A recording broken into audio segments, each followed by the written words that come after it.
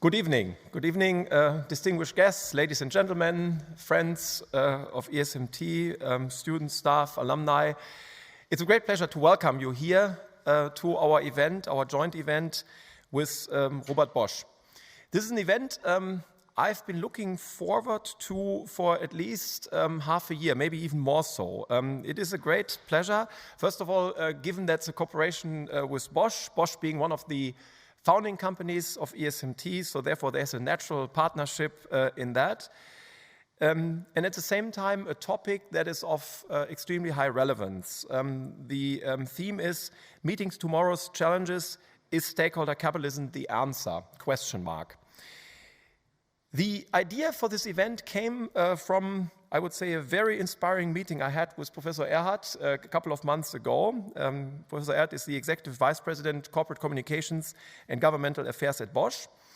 And we had a discussion on how we approach stakeholder capitalism, how we would like to integrate stakeholder capitalism in curricula, what it means to us for business, what it means to society. What the inclusion of stakeholders means for one of the world leaders such as Bosch.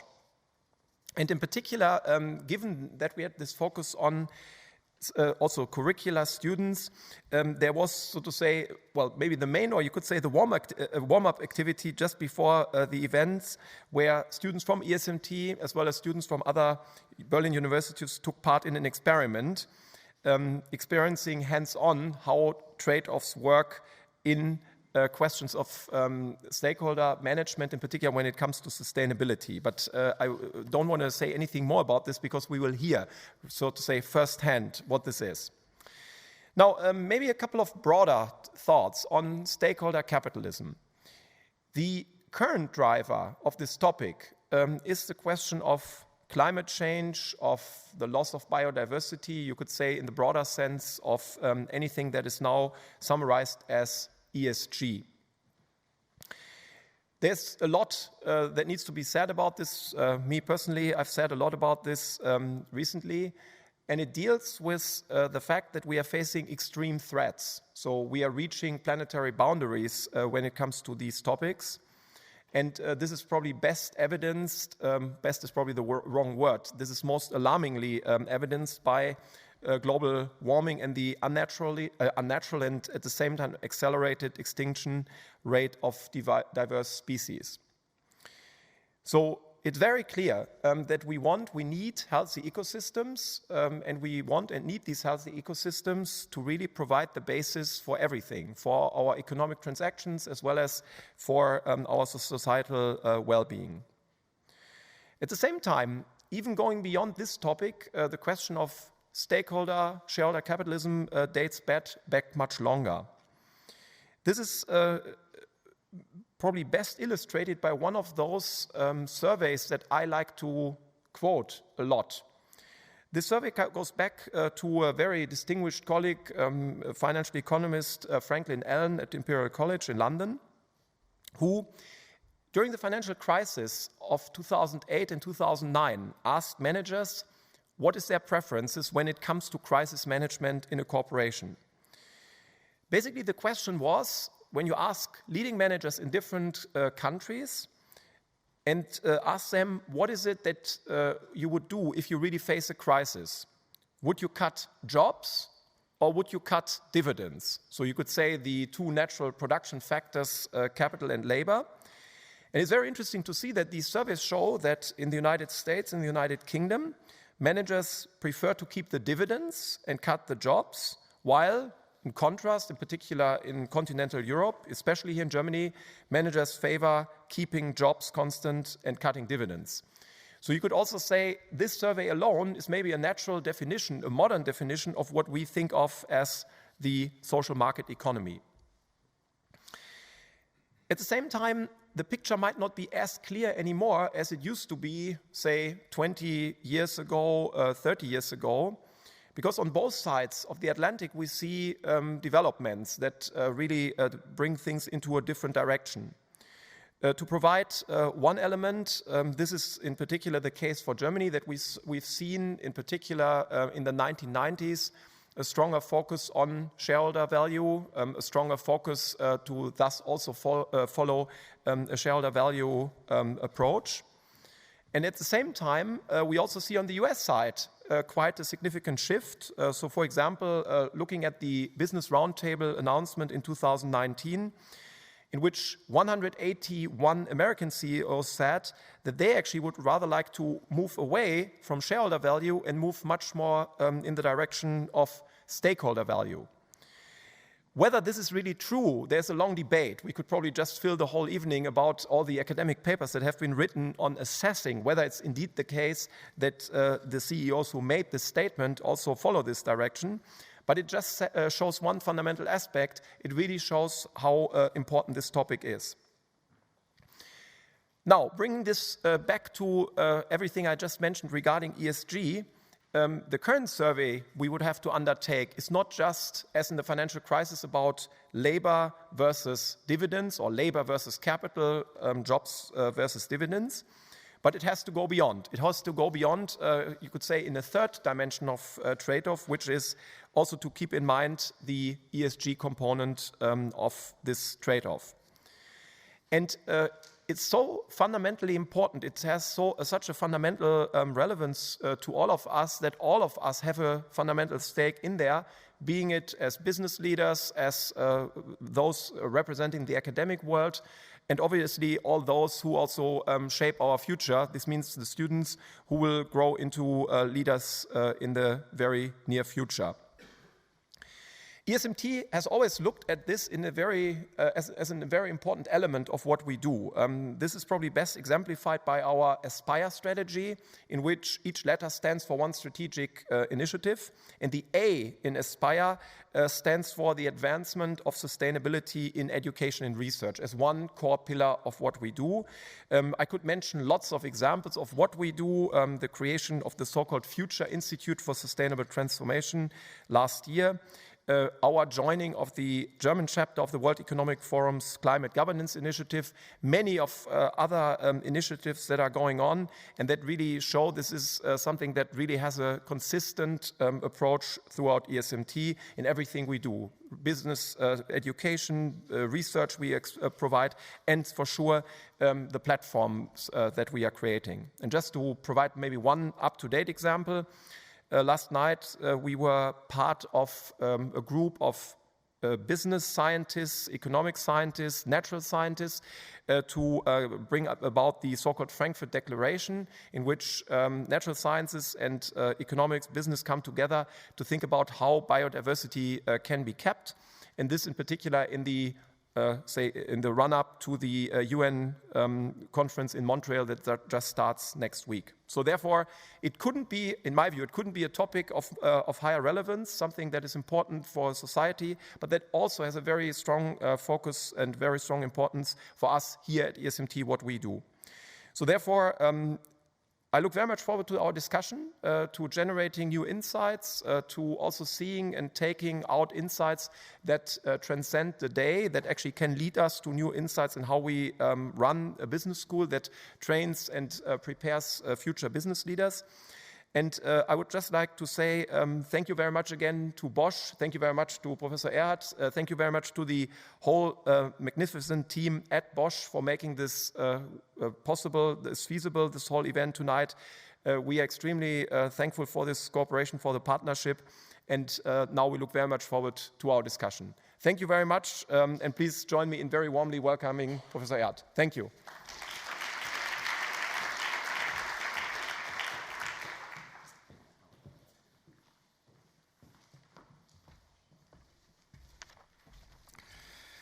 Ladies and gentlemen, distinguished guests, dear stakeholders, dear Professor Rocholl, a very warm welcome also from my side on behalf of Robert Bosch GmbH. It gives me and my team great pleasure to see such a diverse audience here tonight to discuss the question whether stakeholder capitalism holds the answer to tomorrow's challenges, or at least to some of those. We are joined by representatives from academia, companies, financial institutions, political decision makers, civil society, to talk about how economic value can be created in a way that at the same time addresses the needs of the environment and society at large.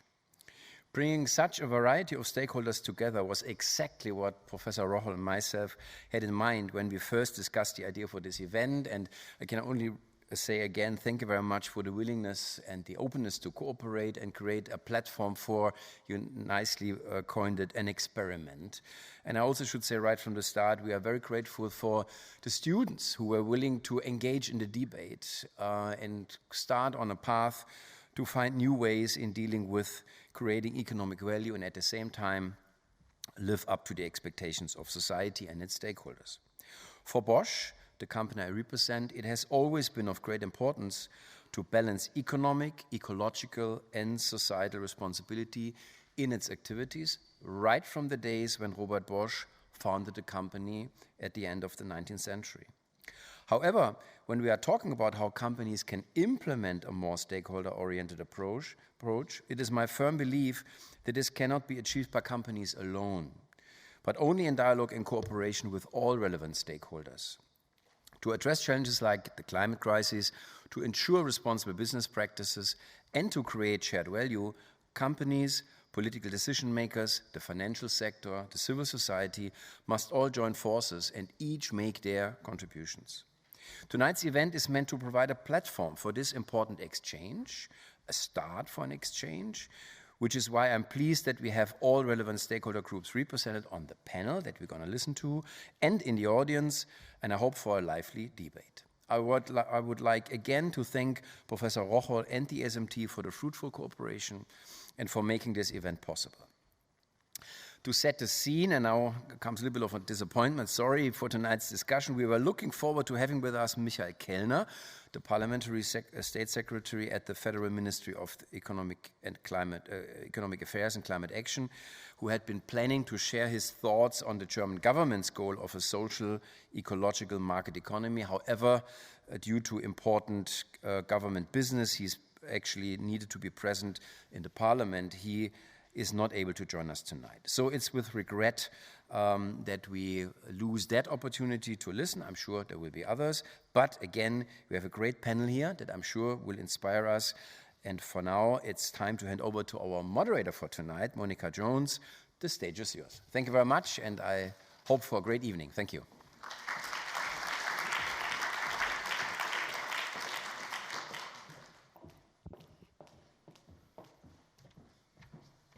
Thank you very much, Professor Erhardt, and a very good evening to all of you. My name is Monica Jones. I'm a freelance journalist, conference moderator, and news anchor at German international broadcaster DW. And I'm very happy that I was invited back again to the European School of Management and Technology to moderate yet another very exciting and urgent topic of the time that we live in right now. In preparation to this evening, I was looking at the terms stakeholder, capitalism. And the more I found out, the more I read, I sort of was like, it's a little bit like fashion, you know, we have a sort of renaissance because it is not brand new. Because my first fear was like, oh God, something new, and people hate change. I mean, it's true. Life is all about change, but people hate change, even though we live in disruptive times. And Chancellor Scholz, as we all know, was talking about a Zeitenwende. So in geopolitical terms, in this era, we certainly live in times of change, and we have to accept it and adapt to it. Looking at the bigger picture, we live... Actually, that's something I would like to know from you. Show of hands, who of you thinks that we still live in the Holocene? The Holocene, which is the term used in order to describe the Earth era. You know, the Earth was eventually created, it evolved, and then it went through several stages.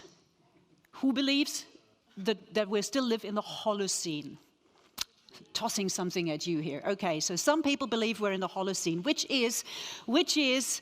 is something that most people believe. But, and this was the point I was trying to make, according to the Dutch chemist and atmospheric scientist Paul Crutzen, who is also a Nobel Prize winner in chemistry, he said that we no longer live in the Holocene, which means nature is all powerful, but in the Anthropocene, where humans have taken over the influence on the Earth. And there is scientific consensus on that since the early 2000s.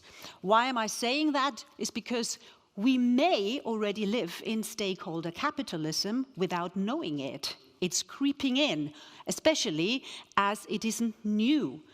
It was very much a thing since the 1930s, especially in corporate America, where it was practiced, exercised, all the way up to the 1970s, with increasing problems, which is why eventually they came up with the idea of shareholder capitalism. After all, the people who put the money into a company should be the beneficiaries. And we all know how that works and how it played out, definitely since the global financial crisis and all the other problems we're facing right now that Professor Rocholl has mentioned. We know that shareholder capitalism may not be the thing. Maybe the stakeholder capitalism should experience or go through a renaissance. And interesting enough, the World Economic Forum in Davos was even asking the question last year, what exactly is stakeholder capitalism? And is it the answer to all our problems? And that is something that I would very much like to discuss now with this fantastic panel that I'm going to call up onto the stage one by one, very briefly introduce them, and then we get started straight away so that you can also ask a lot of questions. And I'm doing it in the order as we're sitting here because that just seems to make most sense, so no one be offended. I would like to very warm welcome to Dr. Stefan Hartung, who is the chair of the board of management of Robert Bosch GmbH and a shareholder of Robert Bosch Industrietreuhand or Robert Bosch Industrial Trust. And of course, one of our co-hosts today. Exactly, I was just about to say, it can't harm. And here we have a seat for you. Then I would like to welcome Katharina Beck, who is a member of the German Bundestag, spokesperson on financial policy for Bündnis 90 Die Grünen. Good evening. A very warm welcome also to Christian Felber, who is the founder of The Economy for the Common Good. And that is a global movement for an economic model that makes the common good its primary goal and purpose. Also works as an author and university lecturer in Vienna. Good evening. And now I just have to find here, we have Saori Dubourg, who is a member of the board of executive directors of BASF and member of the German Council for Sustainable Development. And that, of course, is the council that advises the federal government on the implementation of the sustainability strategy. Good evening to you as well. And last but not least, Frank Engels, who is a member of the executive board of Union Asset Management Holding. Good evening. And now we can all take a seat. Yeah.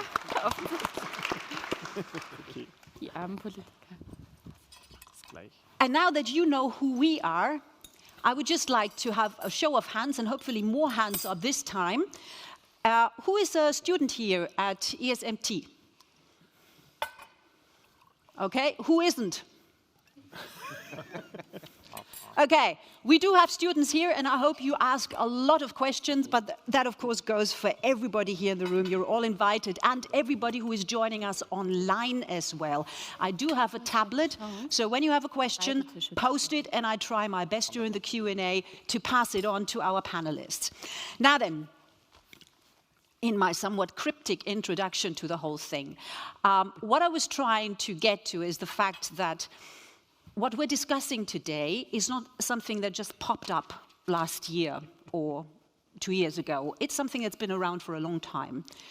But we seem to have maybe neglected it for right or wrong reasons. I don't know. I would like to start at the very beginning from the political perspective, the corporate perspective, NGO perspective, if you like, also as an advisor to the government and the financial aspect.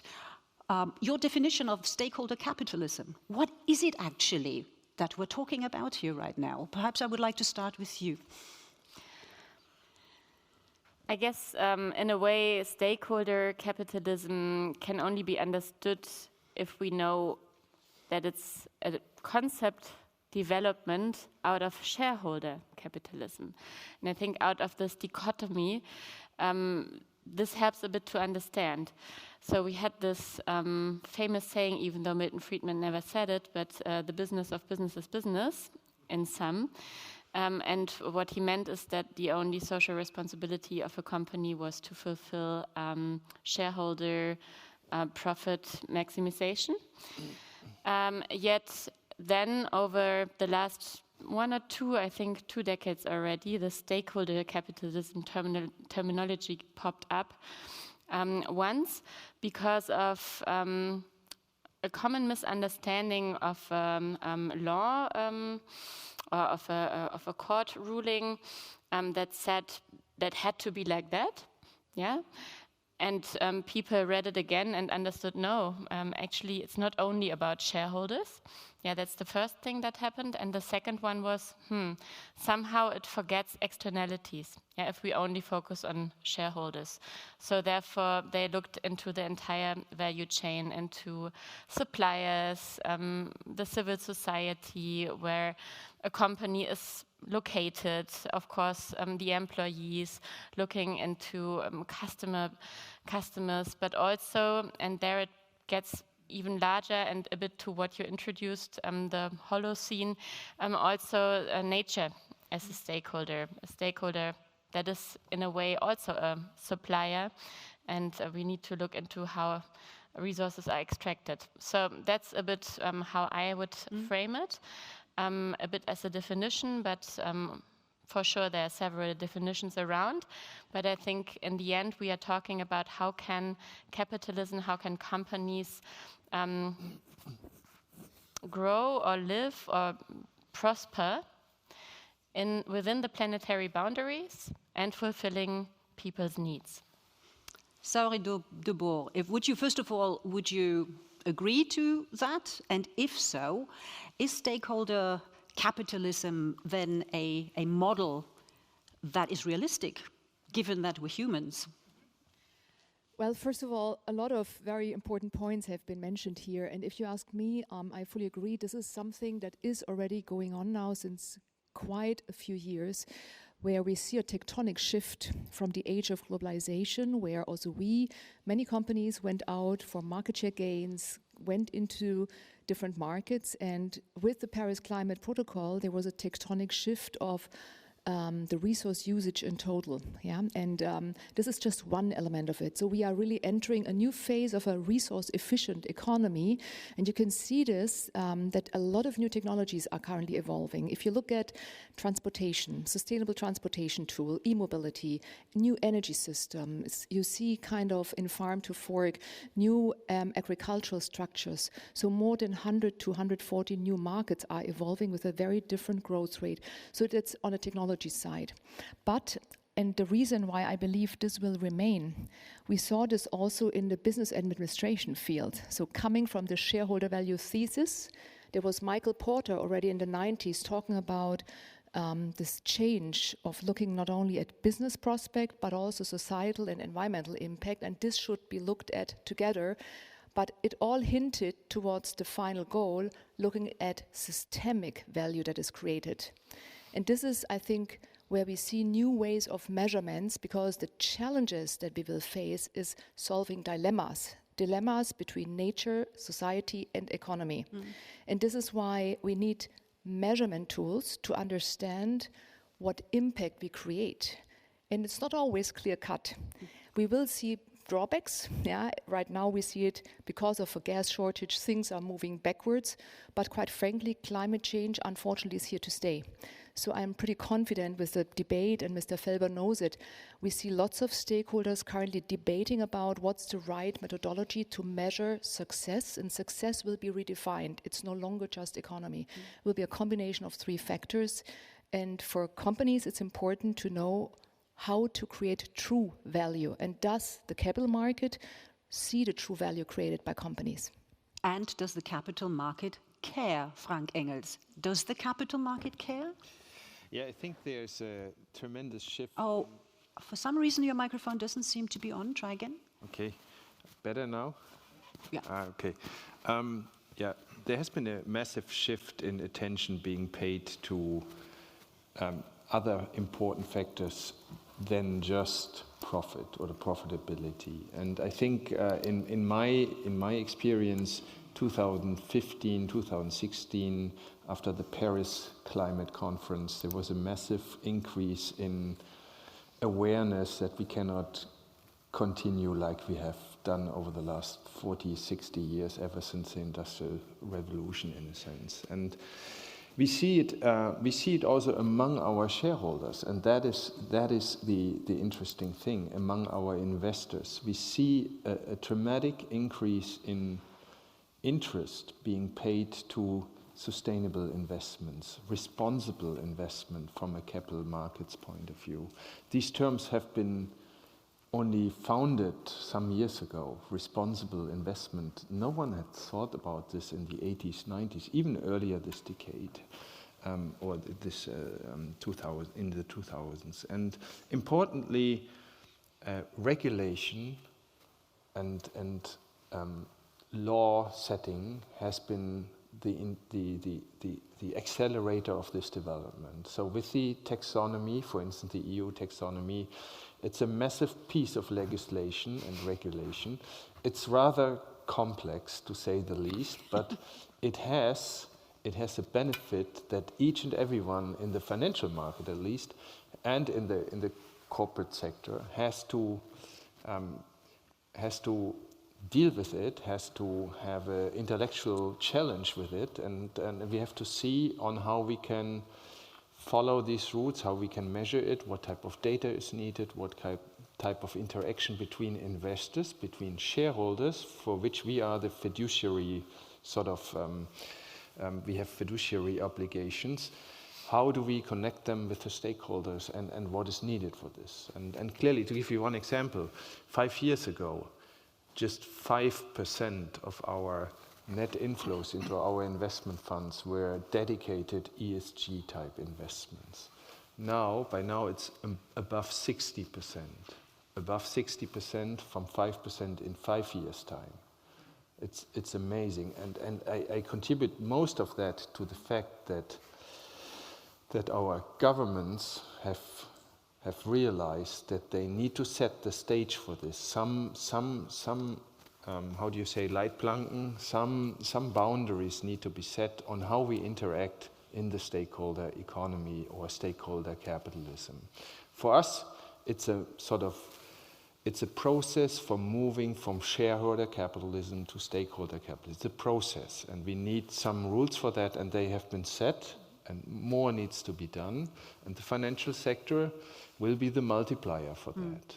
So we have adopted to that role. I mean, I only read yesterday, I think it was, that PricewaterhouseCoopers in Germany, a big headline: "Sustainability is the new profitability." Would you agree with that? I'm not sure that is the right term to phrase it, but there's no contradiction. It's a slogan. If we measure the loss in biodiversity, Professor Rocholl has mentioned it each and every day, if we would put that into economic terms, then it would be clear that sustainability and profitability go hand in hand. But we are not yet there. Okay. We don't even know exactly what's the right measure for biodiversity, but to set the mindset for this is extremely important. Right. Christian Felber, when you listen to everybody here, and knowing that you're the founder of the Economy for the Common Good, I have 2 questions for you right away. I mean, is the economy for the common good the same as stakeholder capitalism? Could it sort of work alongside? It can't be by definition, because stakeholder capitalism is a contradiction in and of itself. I'm not only a true economist, as from economic history, but also a linguist. And what does capitalism mean? Capitalism is not just a business model. Capitalism is a society's model. And if you want to ask this question, we have to define capitalism. And as a linguist, I would say capitalism is a system in which capital is first, is more important than everything else. That's why there can, by definition, not be equality between shareholders and other stakeholders. That's why stakeholder capitalism is a contradiction in and of itself, but it's deeper.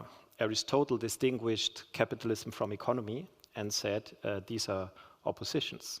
He said oikonomia, the original term from which both economy and economics stems, means an economy for the common good, in the meaning of the well-being of all members of the household, of the oikos. And he said very clearly, the goal is the common good, the well-being of all of them, and capital or money or any other material good is just the means. And if we flipped this over, if we would pervert the economy into its opposition, into rhematistike. He didn't use the word capitalism, he used rhematistike, which is the art of making money and getting rich. But today we call it capitalism. And he said it's the opposite, it's the perversion of economy. Whereas in our economia, all stakeholders have the same value by definition. That's why the answer is capitalism with no attribute can be the solution to capitalism, but a stakeholder economy can easily be the solution to the question. So the answer is not stakeholder capitalism, but stakeholder economy. And then we ask, which is the first and foremost contribution of the stakeholders of economy to creating and designing that future-fit economy? And I'm not talking about nature, because nature is the most neglected stakeholder of the capitalism that we had so far. In the Anthropocene, we're looking forward to establish the Ecocene.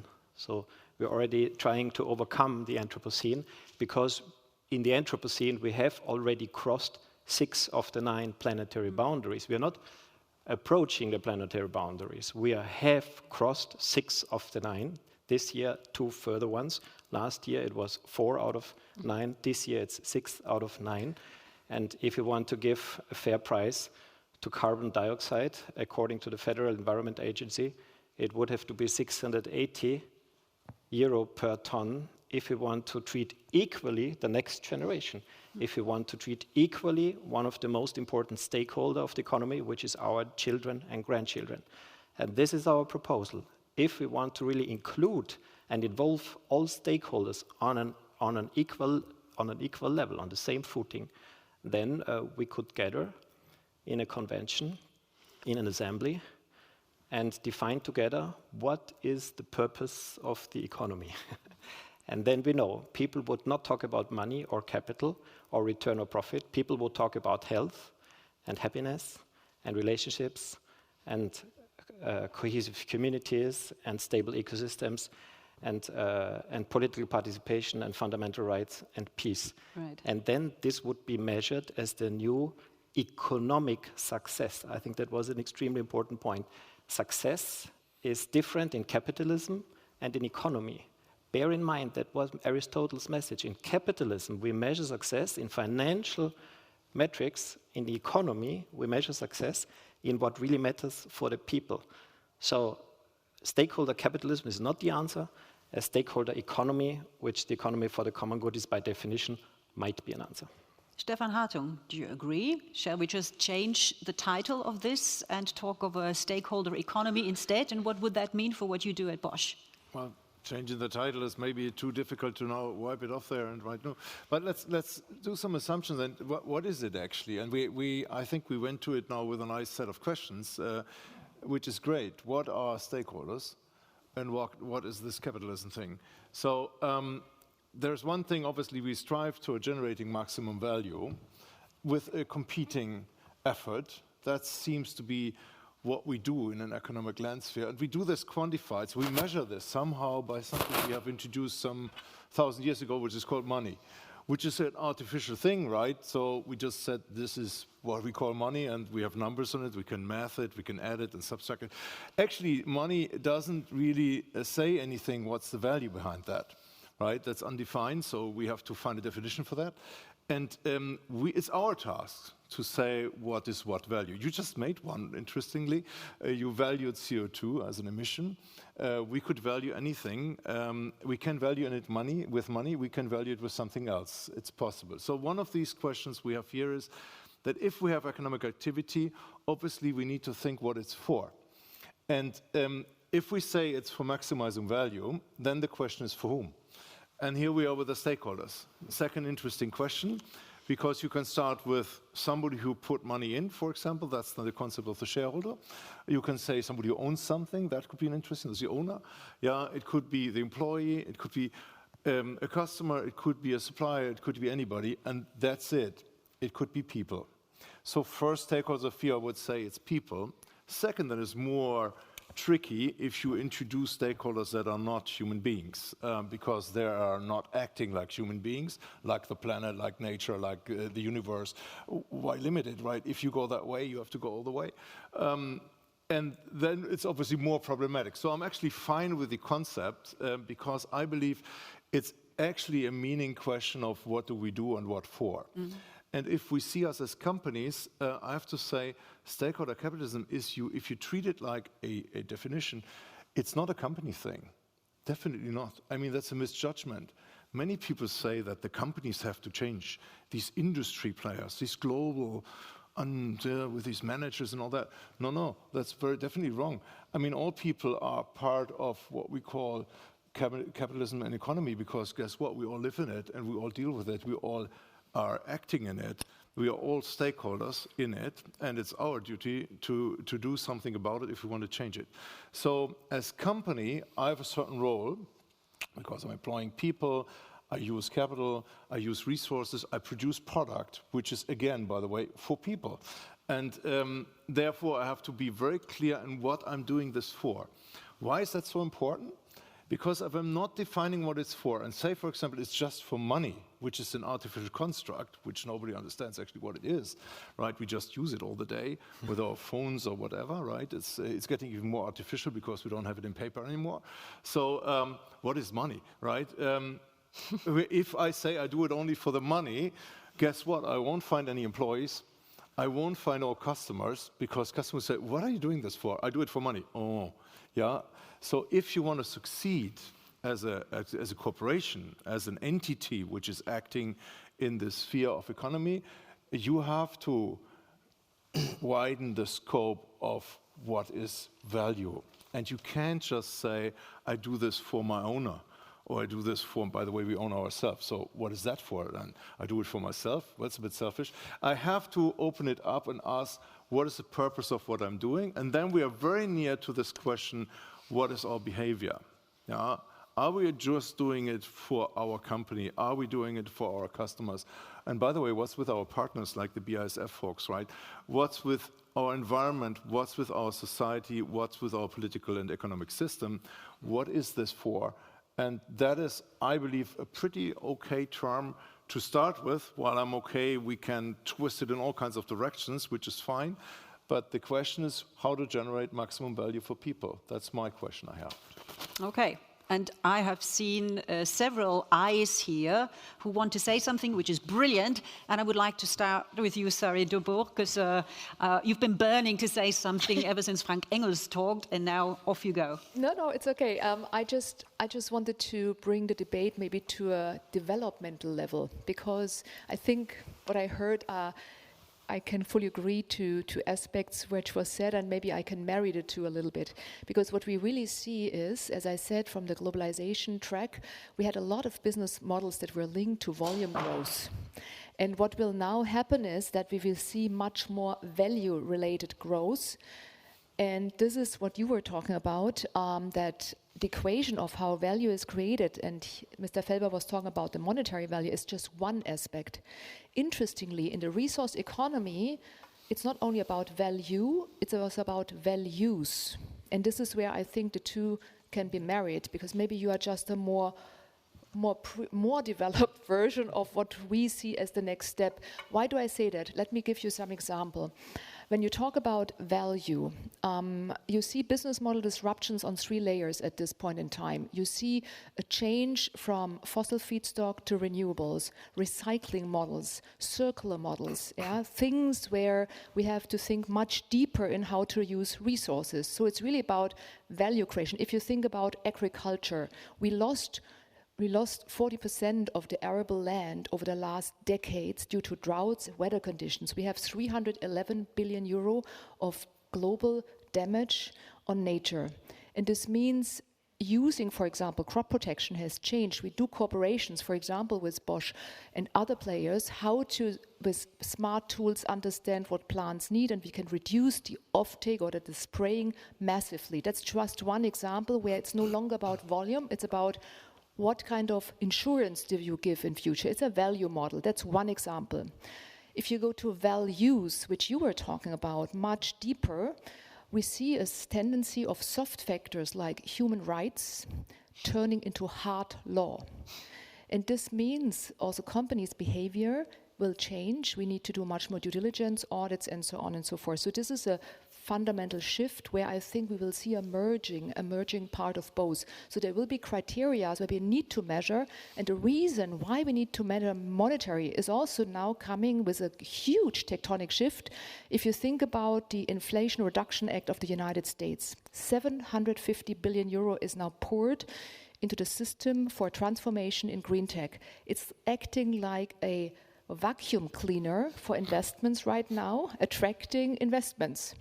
This has a deep impact on concrete capitalism in Europe, where we have more regulatory frameworks rather than incentives. It's hardcore competitive, and we cannot solve this just by looking at soft factors. We have as companies to make sure that we stay competitive, and there's still product coming from areas globally which are fossil based, which will lead to carbon leakage. So I see a big distortion in global markets coming, and this is why the value creation, also monetary terms, will stay relevant over next periods. However, I agree, it would be good that more and more values that are not measured as monetary are fed into the ESG criteria, and I think that's really happening right now. I see this with ESG funds. Right.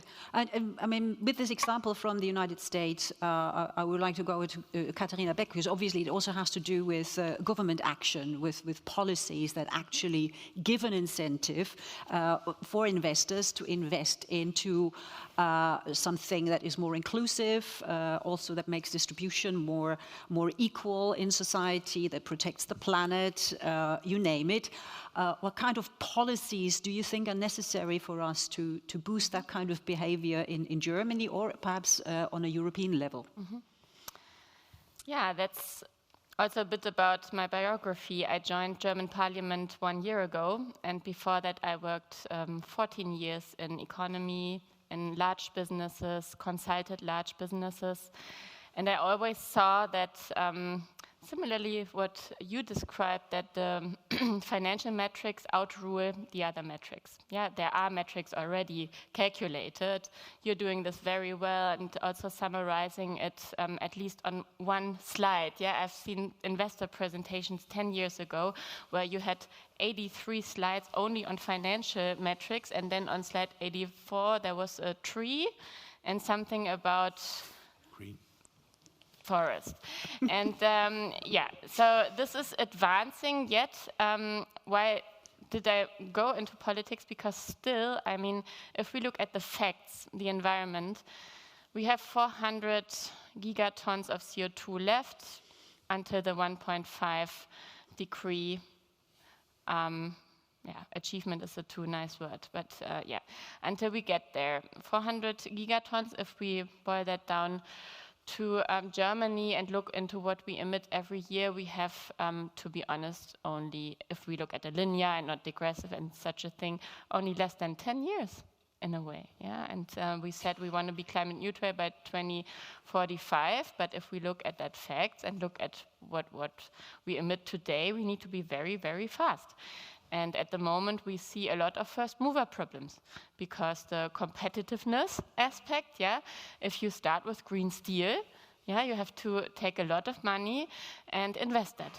Yeah, and then then you have a worse balance sheet, a worse success, a worse financial success, and nobody wants to have that. And this is why we need to change the rules of the game a little bit. Yeah, there are some rules that are really good. Already, I love accounting. I hello, my dear friends as well from ESMT. We have a Per and Hannah and also Jörg. We work together on a project of the coalition treaty where we want to integrate at least CO2 into financial accounting rules. So we internalize that fair for everybody and simple. And that's one thing that I really listened up when you said rules have been set, more needs to be done. I seldomly hear from the industry that more regulation needs to be done, but maybe what you mean is more impact needs to be done. This is at least what I think. So we have the taxonomy, and it is quite big if we look at financial markets. Yeah? But does it really tell us if we are on the 1.5 degree track? If you look at the green asset ratio, the new number, no, it just tells you somehow some green things are in a percentage. But you don't really know, are they really green? Also, if you talk about the 12 times 12 increase in ESG investment, of course, if that's Article 8 funds, for example, then they are somewhat green. But is there really a change on the ground? Yeah, the fact is, I just talked about the climate planetary boundary, but also if we look at biodiversity and other like water, etc., we are consuming more than 1.7 Earths at the moment. Yeah, and we need to have true impact away from fossil investments into other investments. And there, I'm coming to an end, sorry. I want to make better regulation. That's what we do together. That we come to true impact that reduces CO2 and that reduces resource extraction and comes to a future-proof circular model of a prospering economy in Europe and globally, but therefore we need better regulation, I would say. Yeah, I'm with you on that, and let me briefly respond. I mean, we truly believe that the only way forward will be impact investing, yeah? So that you measure what type of progress has company A, B, C done by following certain routes in their corporate behavior that is more environmental friendly, social friendly, or more transparent, or more tailored towards the stakes of the society, not to the stakeholder community, but to the society. Now that is difficult to achieve. I mean, we have a few impact funds now in Germany and across Europe, but the data is a problem. You need to convince the public, you need to convince your investors that you do true impact investing. So let's do an example. One of the biggest CO2 emissions, triggers are the steel companies. So if we were to change the technique from using fossil fuels towards green hydrogen-powered processes, it will cost billions of euros for all these companies, billions. They won't be able to do it on their own. They need the society, they need incentives from the government, they need the ability to collect the data, to mine the data, to publish the data, and we need to follow those routes and assess these companies. Are they really successful? Are they really viable in doing what they're doing? And then we do way more impact investing. But to convince the public to invest into a brown company because it intends to change towards a greener sort of footprint, it's not sufficient.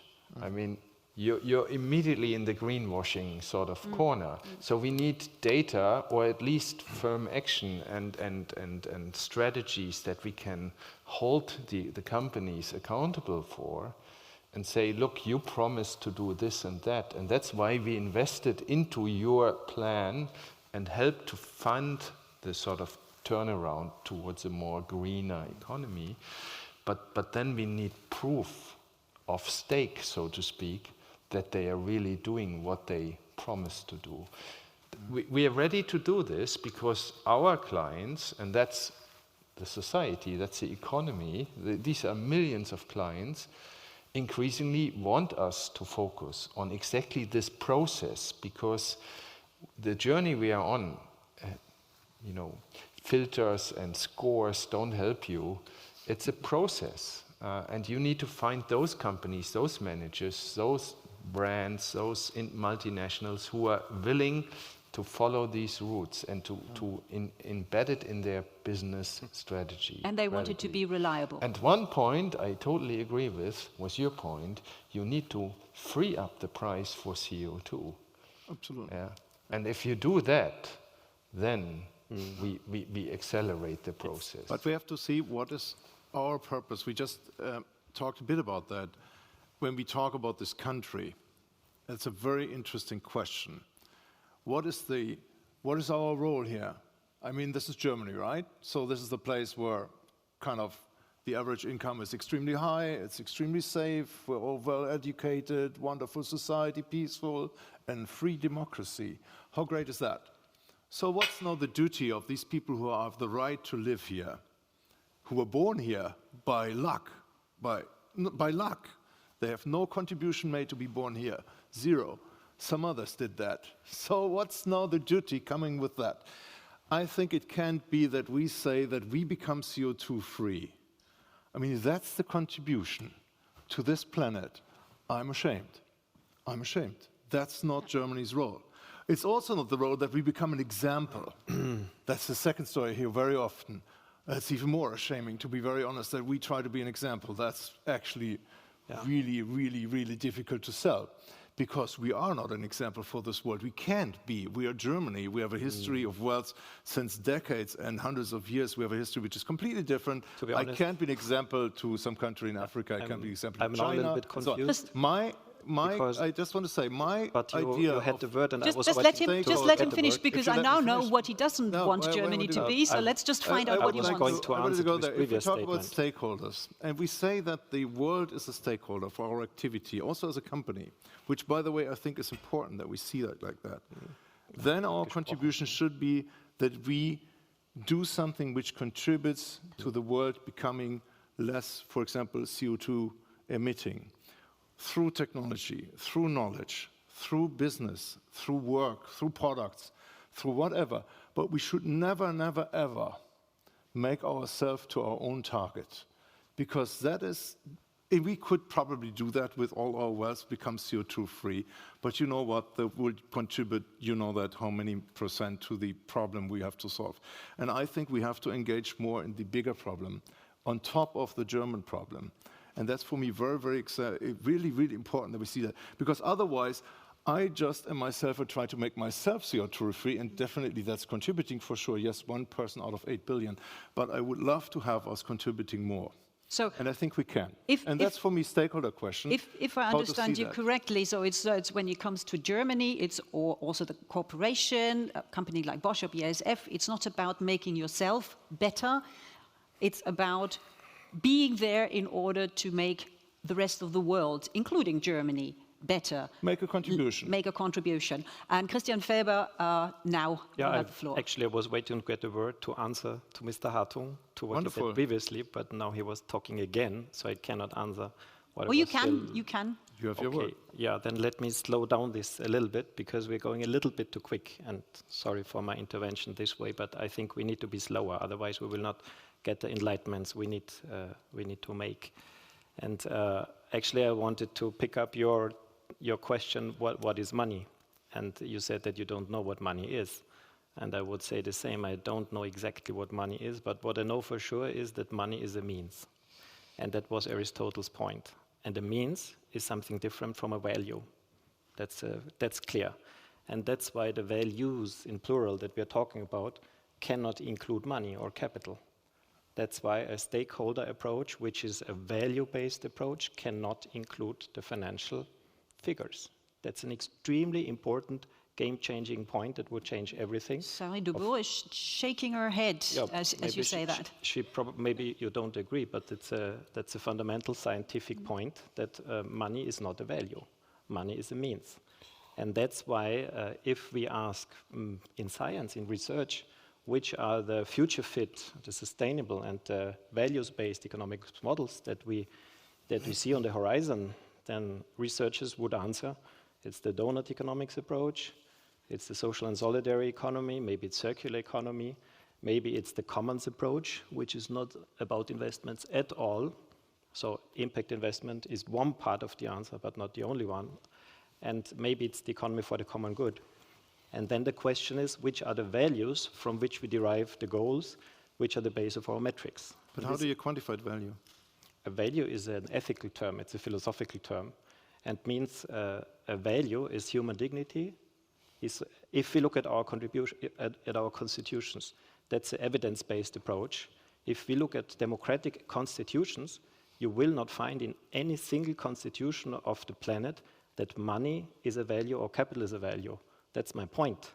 If you look at democratic constitutions, you will find as values human dignity, solidarity, justice, sustainability, democracy, maybe even freedom and state of law.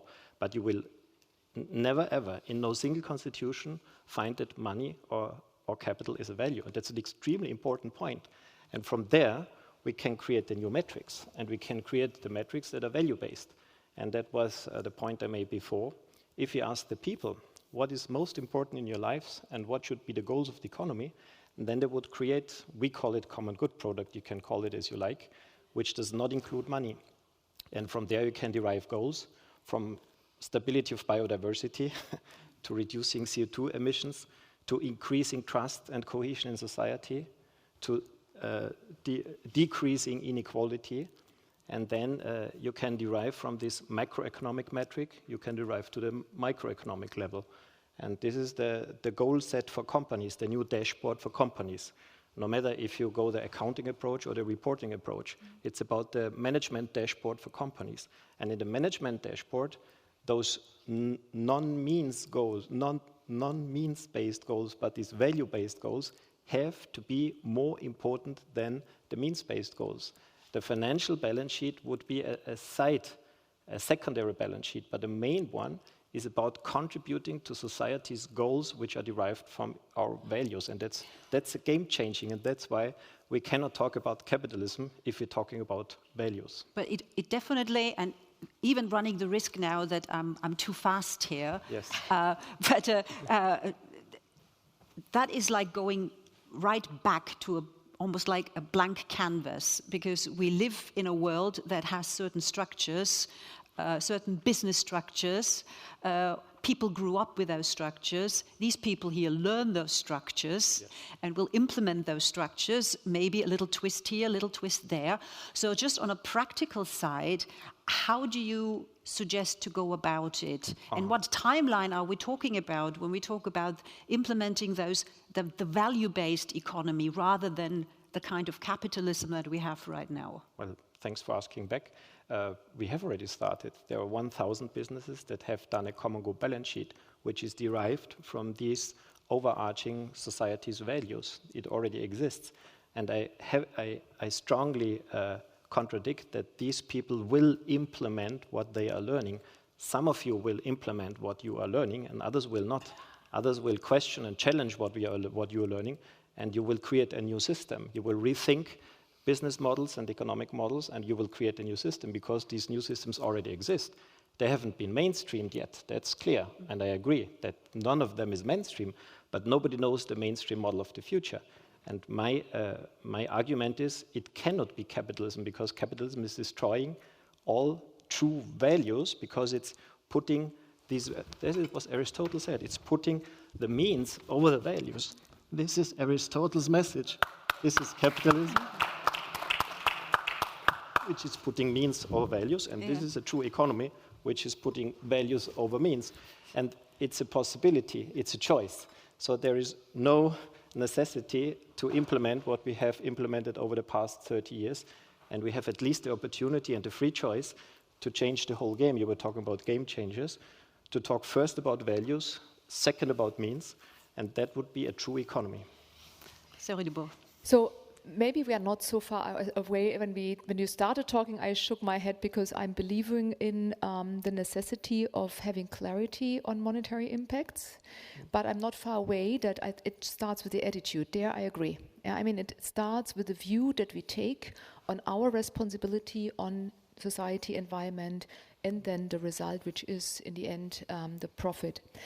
But let me make a few points here, because I believe this was one example of a different methodology. And where I'm really worried is we have a lot of methodologies. The taxonomy comes with good intent, but maybe with a little bit of a lack of practical notion of how to implement it. It's very complex, and this is just a European solution. You have a similar method with 1,000 companies where you optimize it, and I think there's a lot we can learn from this.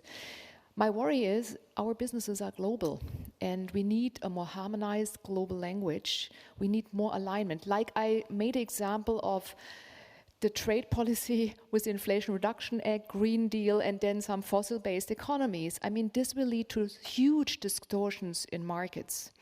And among the product flow, it will lead to trade policies that we will need and barriers.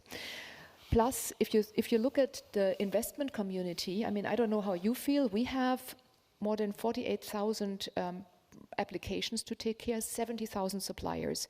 The taxonomy is just covering a teeny tiny bit. Why is it important to have complete data? Let me give you a country example why I believe in values, also in terms of monetary terms. In 2009, for example, China identified a growth of GDP of 9%. And then there was a very smart governmental institution who looked at the environmental cost, which are existing. And these were 3%.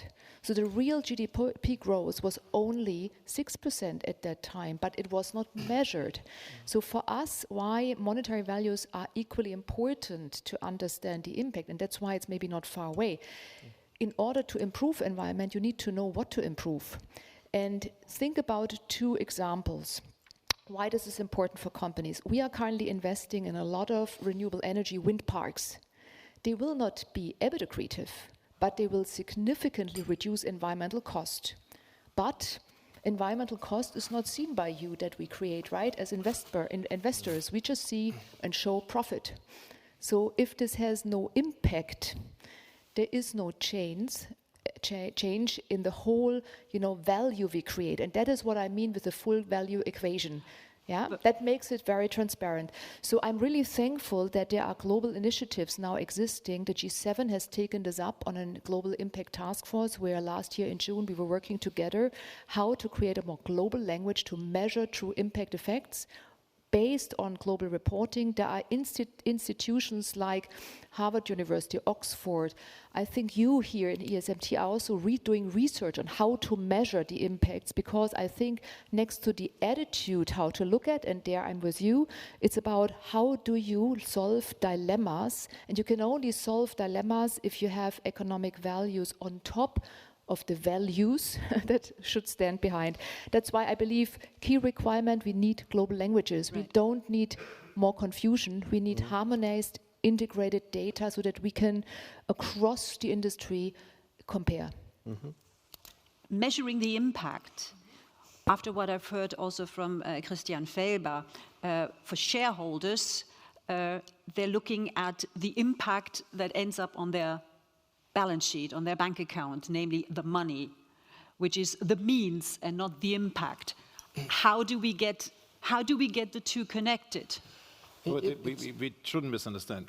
Money is not a value. Money is a measurement for value. We can measure with money pretty much anything. And we just heard it. We can measure a ton of CO2. We can say it's this monetary value to this. I can give you this iPad and I say it's this much monetary value in terms of currency, whatever, euro, dollars, whatever. The glass of water, my clothes, my education. Yeah, I can put that in monetary terms, possible. Now the question is, when I put my strategy in, it reads more like a text. My strategy starts with invented for life, and I talk a lot about what invented means. It's not a monetary strategy there. It's more like an innovation question, and how do I want creativity deployed, and those kind of questions. When I say for life, I'm rather talking about reach of improvement to people. How many customers, which income groups, where do I go? Which lives can I improve? How far do I need to go? So this is not monetary stuff, right? It's a complete question of how do I see value generated in the company. yes, I can transport this all into a monetary scheme where I say, okay, this generates that much cash and that's all. And by the way, if I don't do that, if I don't put it into a monetary scheme, if I don't put it into a format which can be read by investors, you know what will happen? I will not get money.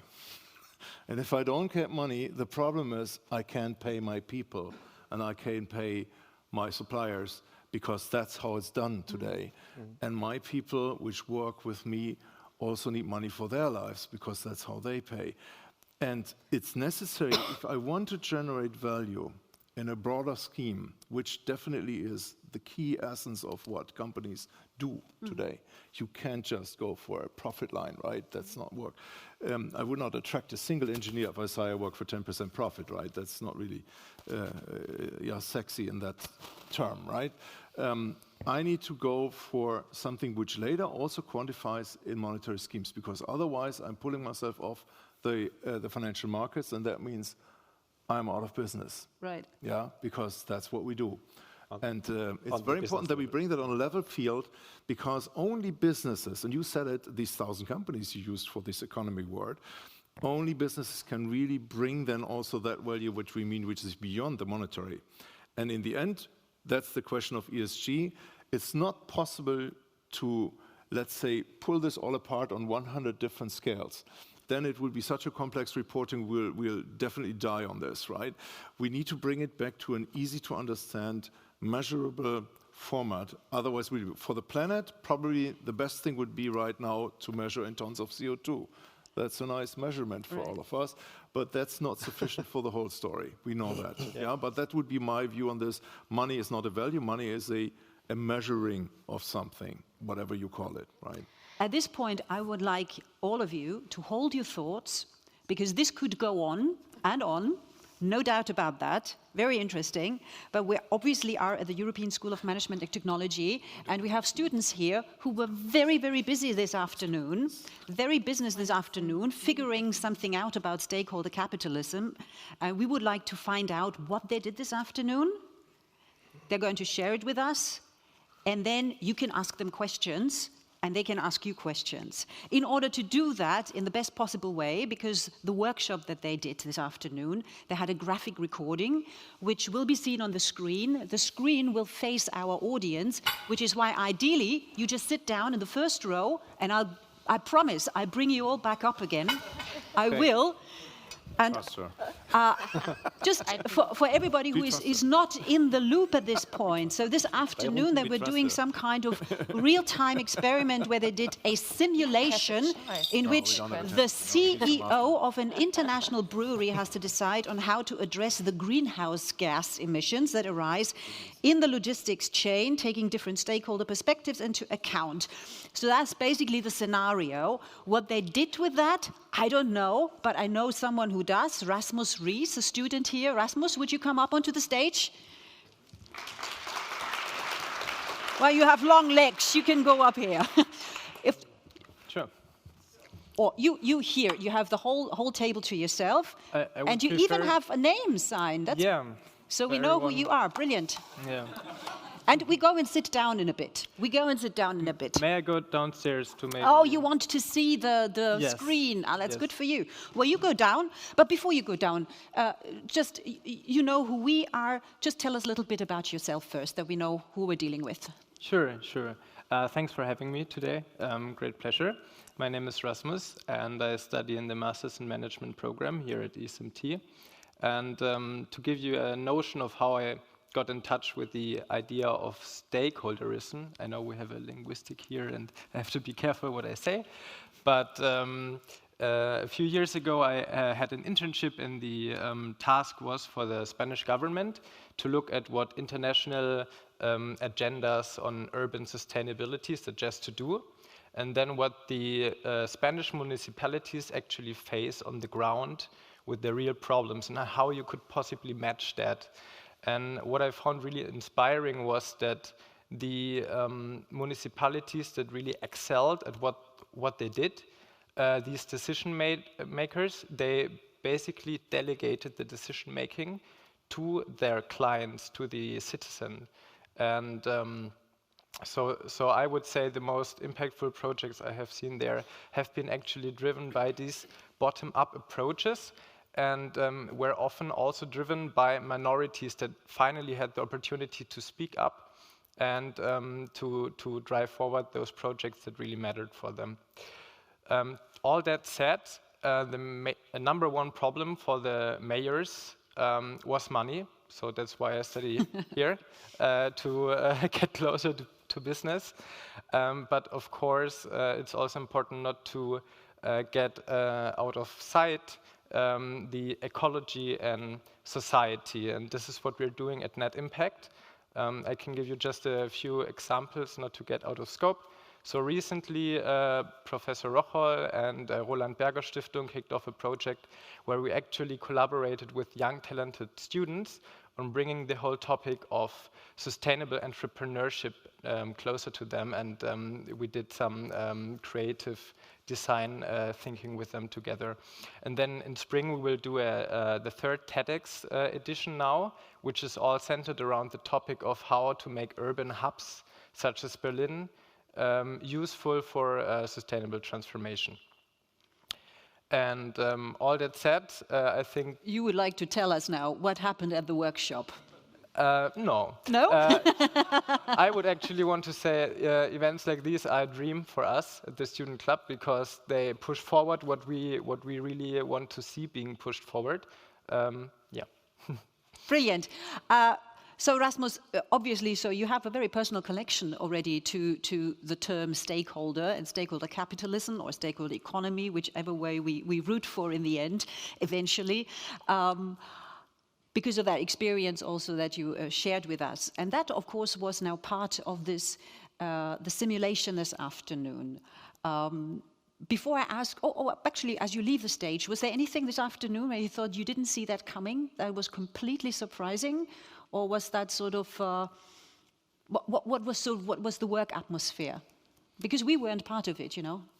Yes, I was actually surprised how dense the students discussed. I really noted how close the topic is to their hearts. And sometimes I feel, especially when we see these rather fundamental debates on the one ideology or the other, our generation really cares about the outcomes. And yeah, let's have a look at what... Let's have a look at the outcome. Yeah. Rasmus, so you go down so you can have a look at the graphic recording. You know what? I will do the same because I would like to see it. Excellent. And you can tell us about it then. Okay. Go this way is easier.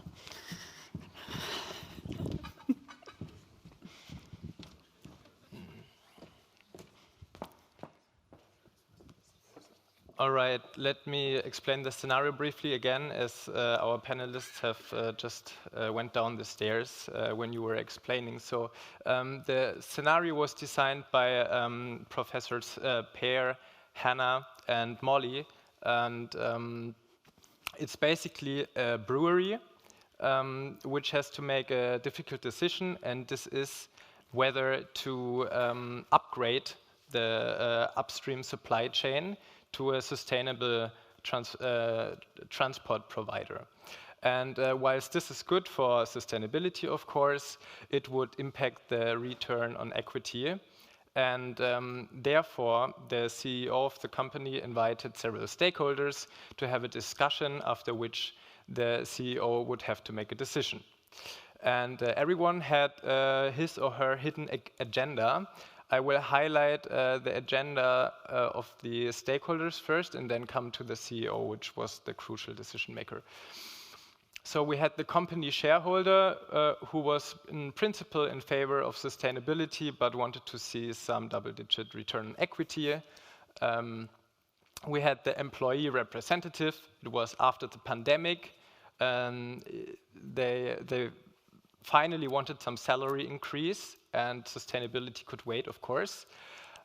Then we did have a customer, which was a discounter in this case, who had clients that, or customers that were caring about sustainability but not willing to pay for it. And one An interesting part was that they still threatened to change the supplier, the beer company, if they wouldn't make a change. And then there was an NGO that promoted the topic of climate change and had some leverage via social media because they could tick off a shitstorm. So the CEO had different incentive schemes, and that was the whole clue of the project. So either the CEO was incentivized to having a higher return on investment, on equity, sorry, or as opposed to that, to push the supply chain solution towards green.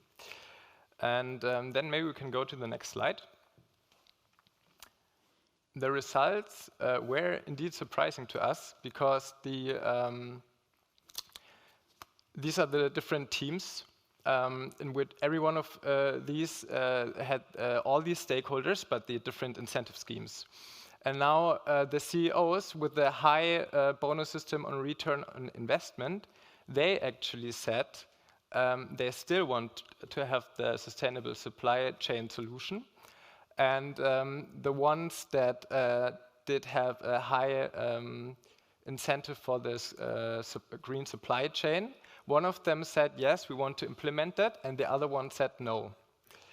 And then we also had someone in between who was like equally incentivized both on return on equity, but also the supply chain, and they also voted in favor of that. So what do we take away of that? Well, it's obviously not a large sample set and so on, but we think, especially this part on the, we see the high promised return on investment, and people still vouch against that. We think that's probably explained that by the fact that we're Gen Z, young generation, strong value system in terms of sustainability. And then also we had some challenges that we wanted to highlight. So one of these was, as we're young, but the CEO in this case was rather old, close to retirement, we would probably take different decisions than these CEOs. And then also something that we discussed strongly about was this notion on how long do you actually think? Do you think about those few years that you have left until your retirement or your investment? Do we really have to make the change now after the pandemic, or can we wait a little bit longer? And yeah, I would say these are the main results, and happy Brilliant. to discuss more. Thank you so much, Rasmus. Let's go back on stage. And our panelists are also invited to join us on stage again, because I'm very much looking forward to hear more about their reaction to what you just showed us. And of course, you join the panelists, which means I take the outside seat. So here we go. Thank you. And then very soon we open up for questions. You can quiz everybody here on stage, and the same goes for you, of course, joining us online. Okay, so here we are. What did you make of that simulation? Was it surprising? Was it naive? Was it something that you would say, yep, that could work?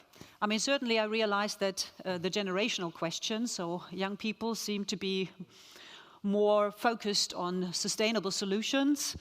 But is that the case? Here's your thoughts, please. Katharina Beck. Thank you so much. I love these games, and what I wanted to say before was about decision making. It's really about how do we take different decisions. If we want change, we have to take different decisions. And you looked into the dilemmas that you described, and you said you need the metrics and the information to take other, better, whatever decisions, Mr. Hartung. And we now had a dilemma situation and had different assumptions. I'm now having just a question on the methodology. So you had the actual CEO decision, yeah, which deferred. And I just wanted to understand how you come to an objective knowledge that the actual CEO decision was different than the assumptions in the game. that is still my question, because I see that the difference between no and yes in the different scenarios, and I just wanted to understand better a bit the methodology.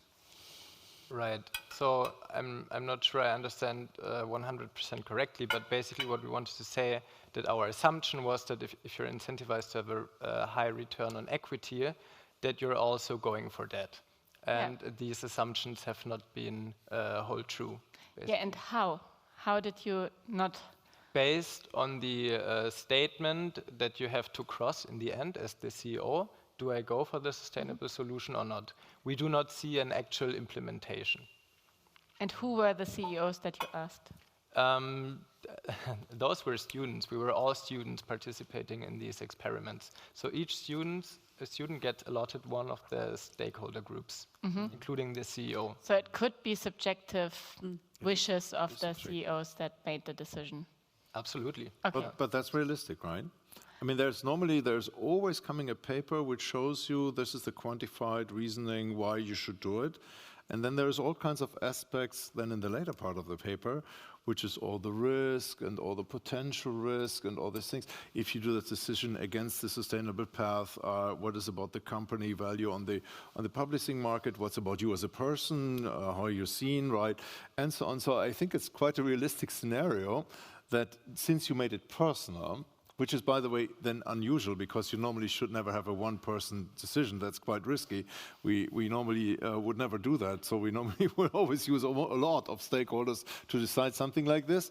But since you took a personal one, which shows the risk, that the person which you give the decision power normally incorporates a whole bunch of other things than just the economic ones, which is for me quite intriguing because you actually put the scope 1, 2, and 3 in an economic measurement. So his personal wealth in terms of monetary payout was linked to these quite complex scope 1, 2, 3 measurements of emission.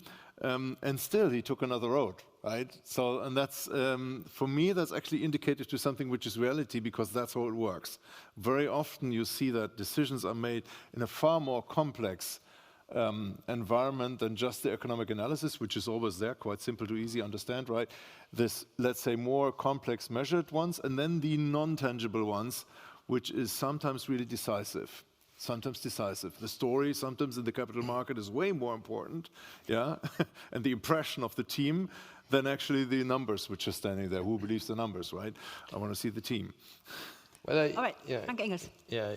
Well, let me respond to that later on. But first of all, I don't see a contradiction between values and means. I mean, the discussion we had earlier on.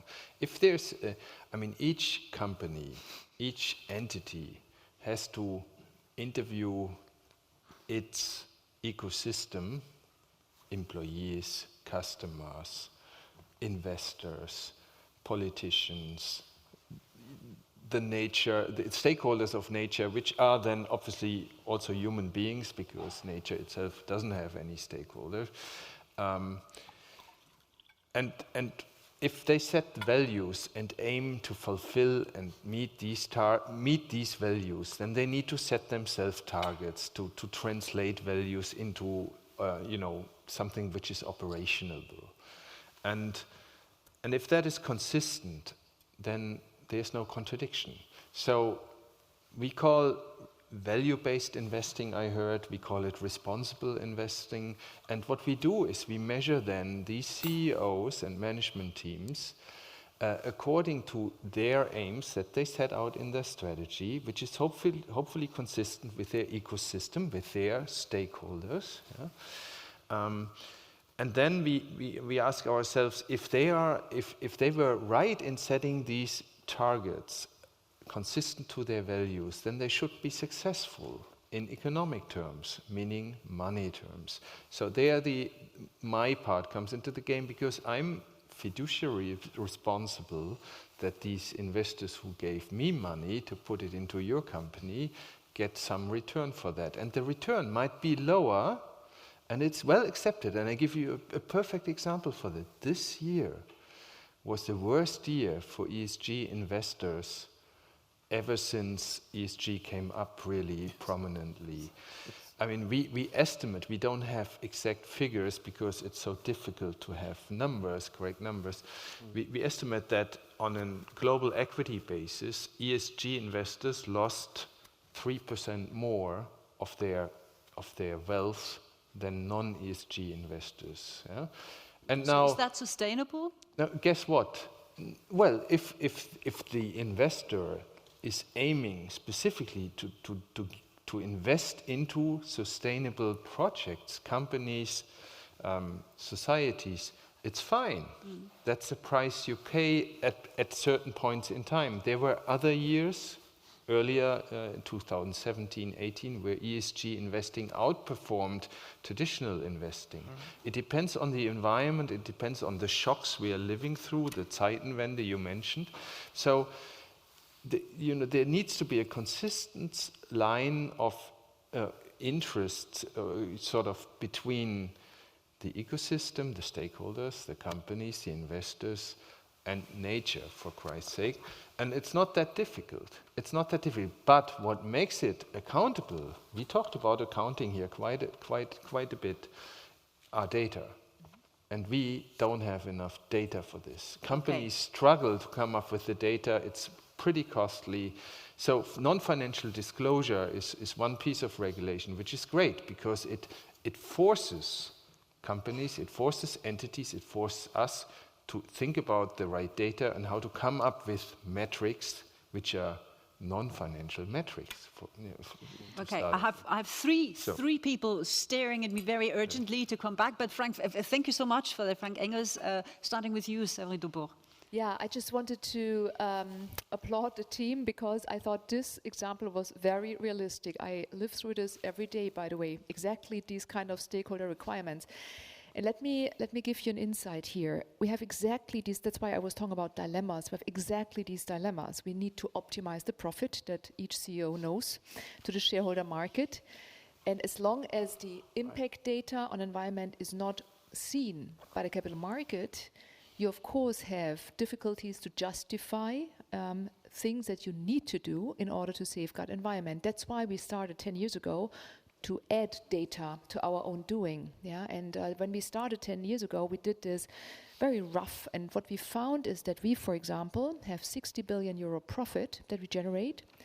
But by paying salaries to our employee, which was mentioned before, we are generating 70 billion euro of purchasing power, which is a macroeconomic, not a microeconomic term. And this is where we have an issue in the methodology because business administration ends at the gate of the enterprise. And that's exactly why impact is not regarded. And this is where we need data. The social data have a data quality of 10 years, robustness, environmental data 40 years. And then for environment, we found more than roughly minus 30 billion environmental cost. Now this was the prerequisite of going into decision-making based on data, because what you basically have and showed is a dilemma that's linked to concrete impacts. Now, there's one element I would like to emphasize in your example, which I thought was very important and maybe not seen enough, and you alluded to it, it's the time gap. The next generation has a very different value set. We see this in the investments of ESG, and I'm confident that you will earn more in future, and I tell you why. Because what we see at the moment, a good strategy is not about looking at trends. Oh, we have Ukraine crisis, now let's look on X. Or, oh, there's climate change and we had Ahrweiler. Oh, we have to do something about Y. A good strategy for me is really to more and more look what will remain relevant in 20 years from now. And I can tell you one thing. Climate change comes with certain thresholds that will change. Take water. Water, streets in Germany will become more scarce with, rivers going down.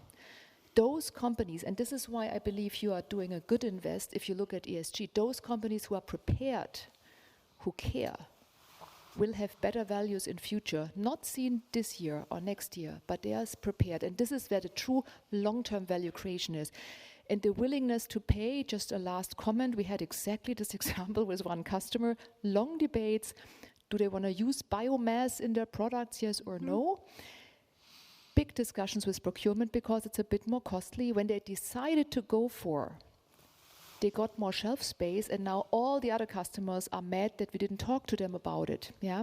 So what I'm trying to say is that's exactly what Katharina hinted to. It's the first step to make this change is cumbersome. There is a certain price tag to it. But once this comes, there is a trigger point where this will become the license to operate. And this is the hurdle we have to overcome. I go in the order that the eyes met me first, in which case next would be Christian Felber. Yeah, well, now I'm ambivalent because I have several questions to the students. And on the other hand, I would like to keep contributing to the debate. Okay, then you know what? Then I'll just allow Katharina Beck and Stefan Hartung to comment on what we just heard, and then you are the one who opens up the questions, which then hopefully go both ways. Does that sound okay? Well, I have questions to the students. Yeah, that's fine. That's fine. Okay. That's perfect. That's Go perfect. ahead. That's exactly what we would do. Katharina Beck.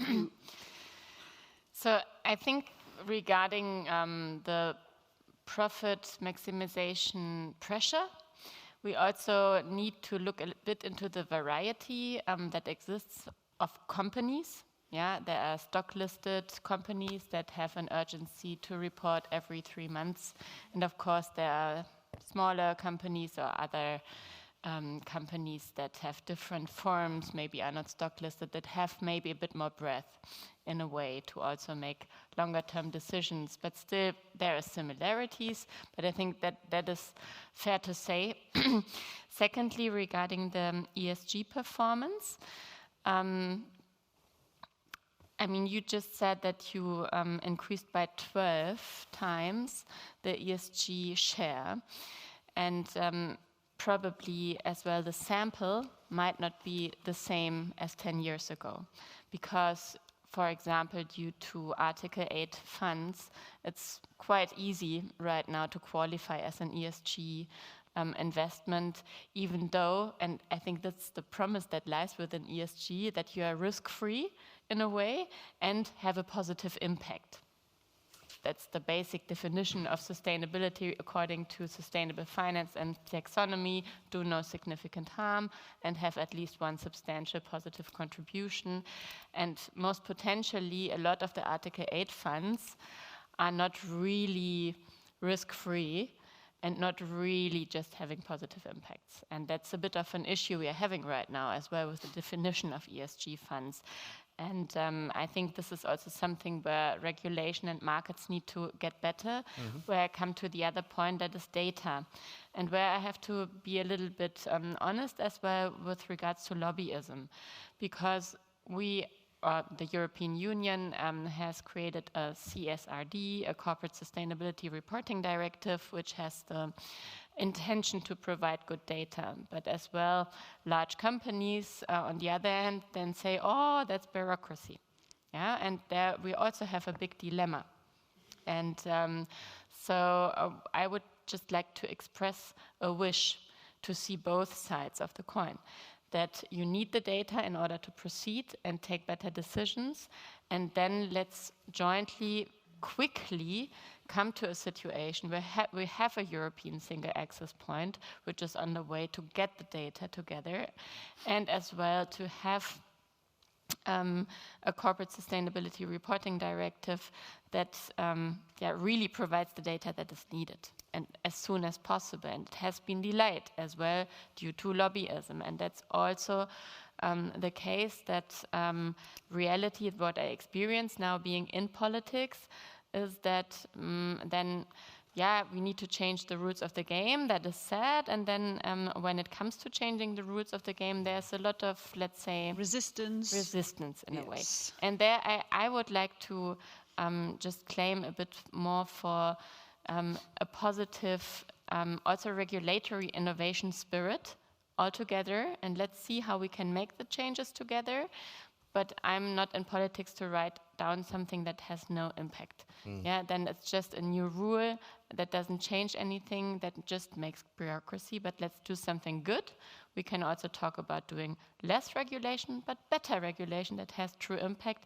And that's the invitation I would like to make as well to the panelists from large corporations, that we make regulation that really shift the rules of the game in the direction that investments in sustainability, but true sustainability that makes a change, are easier and have a competitive advantage, and not, as it is today, in the beginning, a competitive disadvantage. And that is what we need to change. Okay, last word from Stefan Hartung. Before we go to questions, we right? go to questions now? Yeah. No, I'm happy to do that. Remarks. So on the regulation, I have a very clear position. It's good that we have competition. So let's see who has the best regulation, because he will get the best also efforts and the best impact. And let's say it easily, the IRA from the US is a quite easy and probably a quite impactful regulation. And the thing I see which comes from Europe, from the regulation side, looks much more complicated. But, and hopefully it's as impactful as complicated, otherwise we have an issue. Now, let's come to that main question here. That was very interesting, because let's assume that going for money is cool. So everybody is greedy and wants to get the most payout. So the CEO with 75% incentive here wants to have his pockets full of cash at the end of the year, and he will work according to that target, right? So let's assume that's an economic being. Still, these CEOs do funny things, right? They do uneconomic decisions. And you just saw that, and it does happen. We had this decision done that we do the company neutralizing on scope 1 and 2. That's a complete uneconomic decision. Costs us millions, right? And we were discussing a lot, well, should we do it? Well, it could be an unlimited risk, because who knows what that means in 10 years, right? And the CEO, my predecessor who did this decision in the discussion, said, you know, folks, right, I'm not really the one who has to suffer out this whole thing, but you know, it could be this much, and there was a paper with it.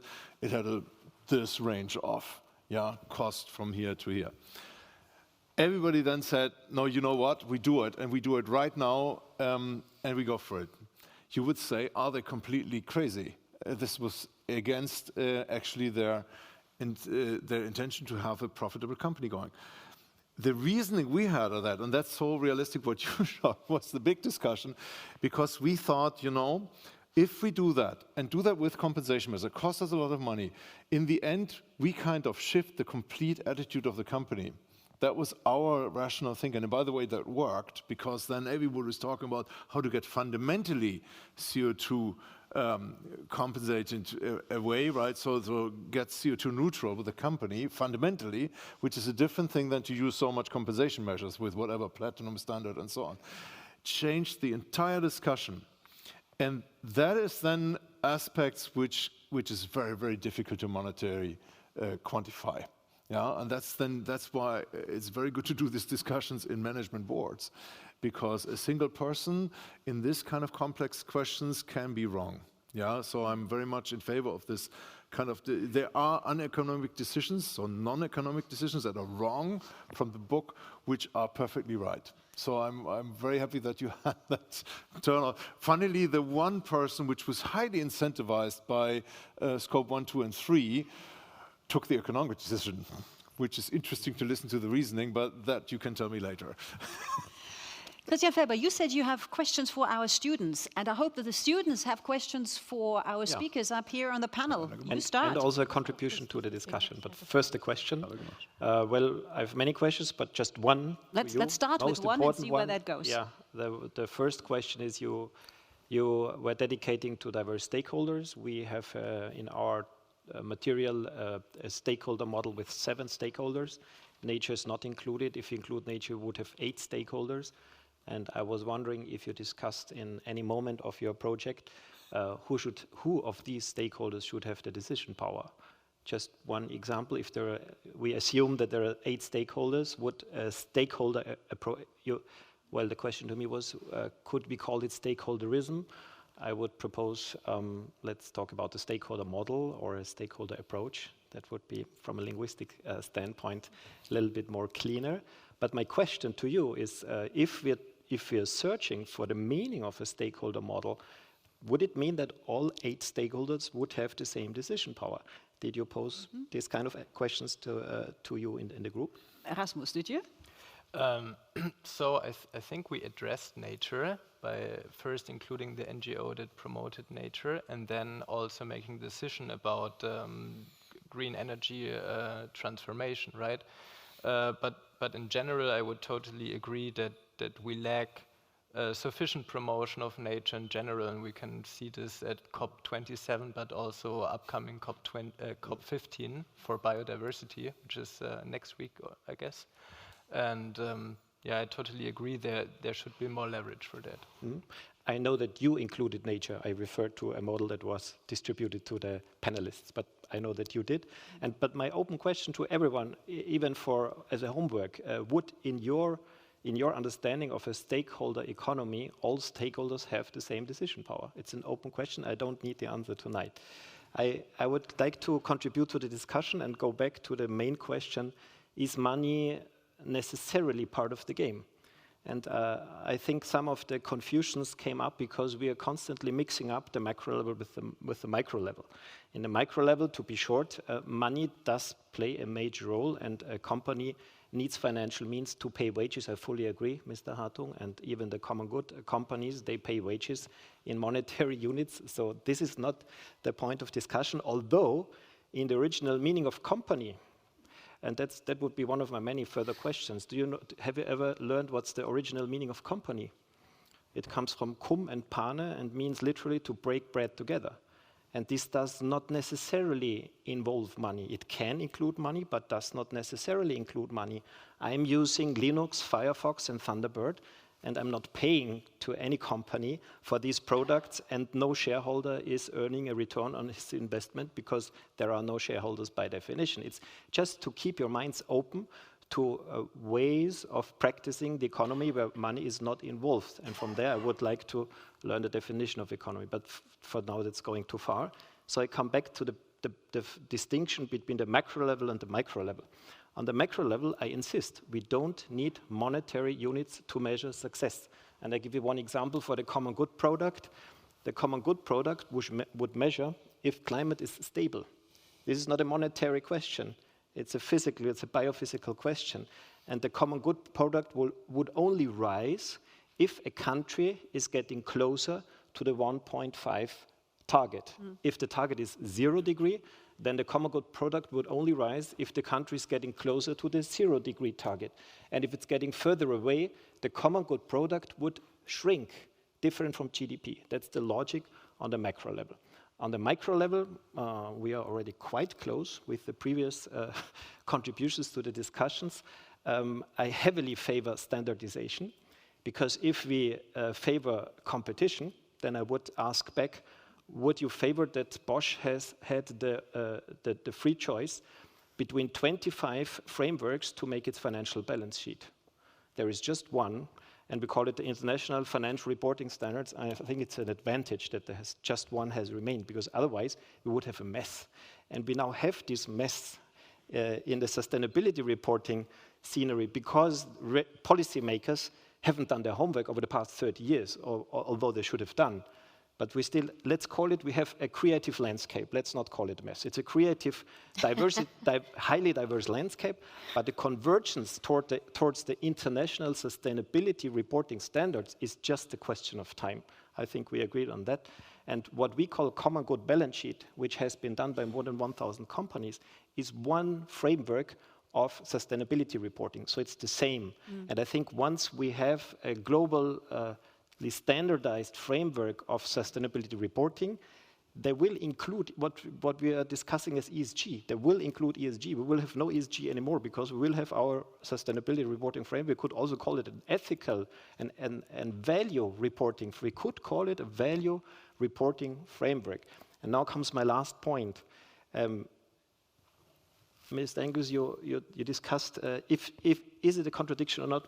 You discussed this question within the system. Within the system, we always have to pose the question, is it a contradiction or not? But my proposal is to change the system. And how can we change the system? Today, those companies that behave more responsibly and more sustainably, they have higher costs because they do not externalize these costs. They internalize these costs. They have higher market prices today, and they have a competitive disadvantage. You mentioned it already.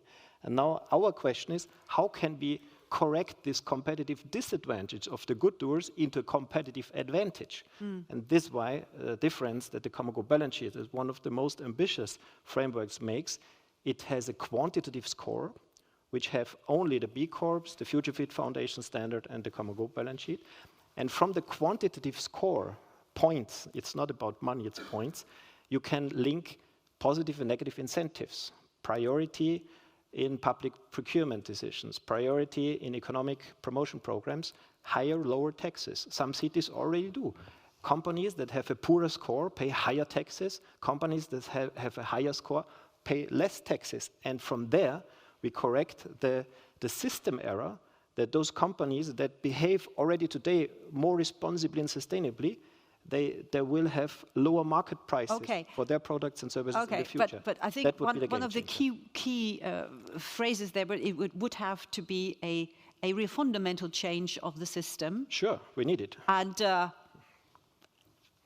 I would like to know if anybody here in the room, just to have a slight change of pace and with an eye on the clock, would like to take the opportunity to comment or ask a question, because that's what we're here for as well. We do have microphones in the room, and you've heard so many interesting, and there's a gentleman here in the first row.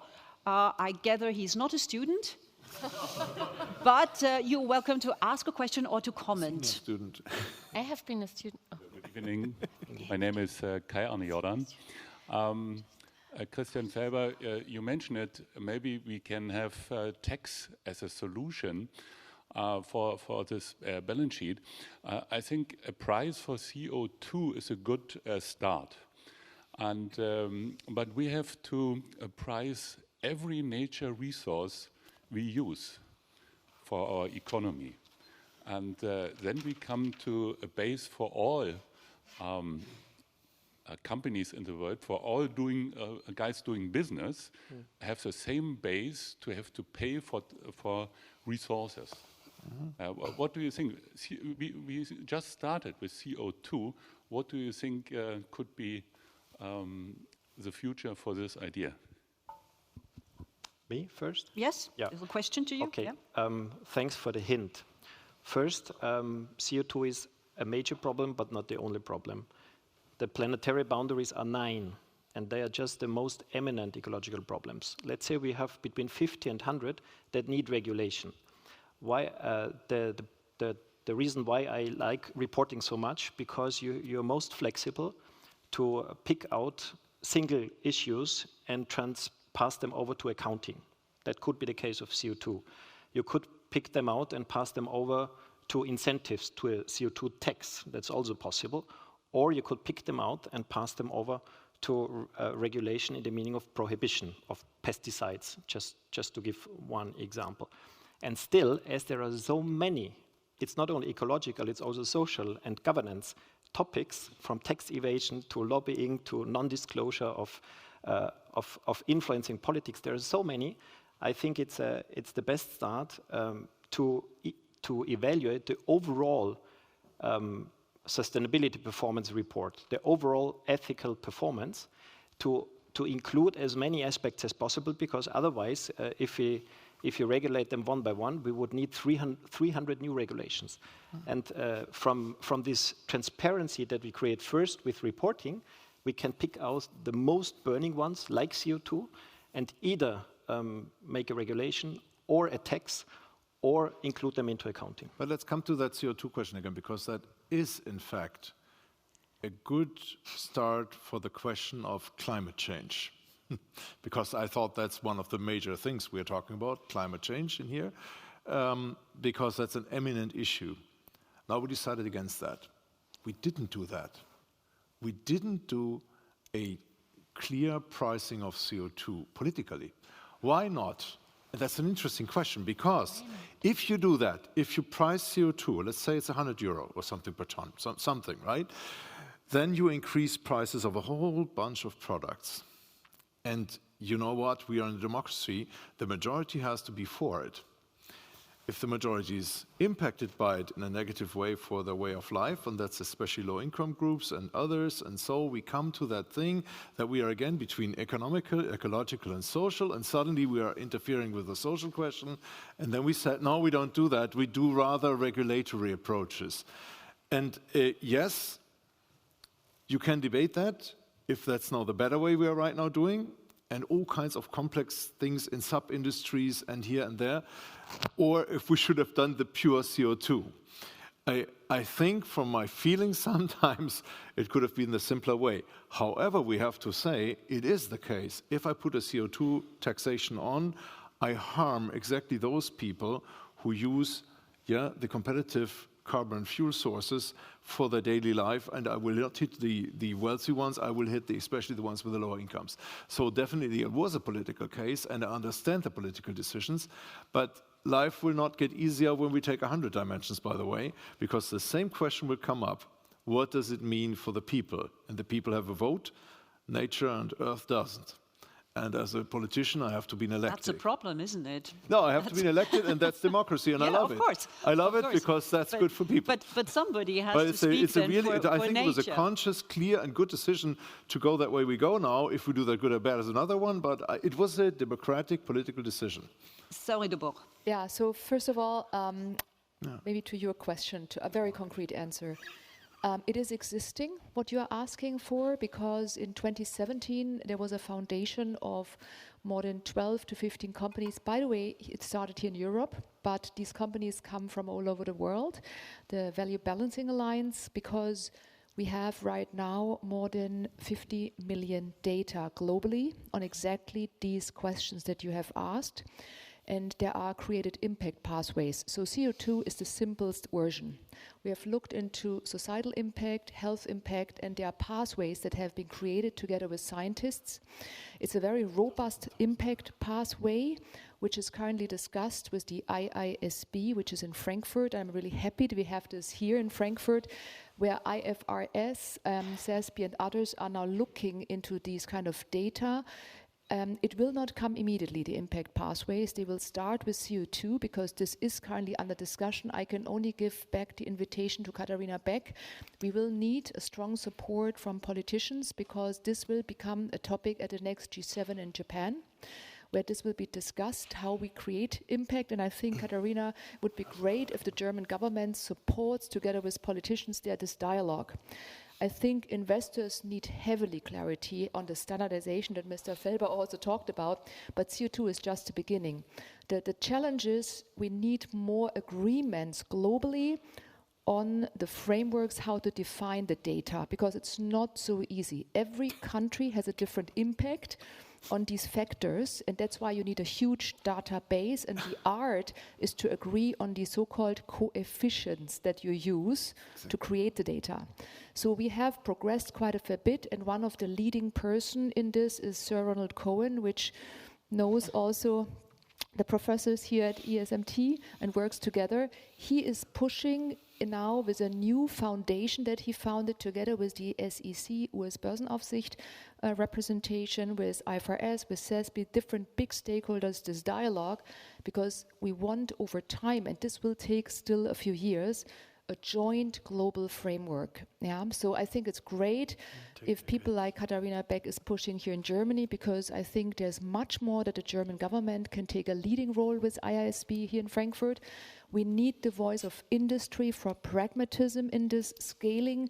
We have by now, if you want to see the methodology, it's on the website of the Value Balancing Alliance, where we have piloted with the first 20 companies. And we need, by the way, more feedback from investors. I think we need tools that you can use to judge on true value creation on companies. And I think the investors need to play more role in the development. Yeah, so the universities are there. I think politicians are getting onboarded, and this agreement is probably key, but the data is existing. And Katharina Beck has been addressed several times by name. She should have the chance to also respond. There's so many things that in this very small topic of stakeholder capitalism from Aristotle until today that would need to be discussed. I just wanted to briefly just say something about this coalition strategy.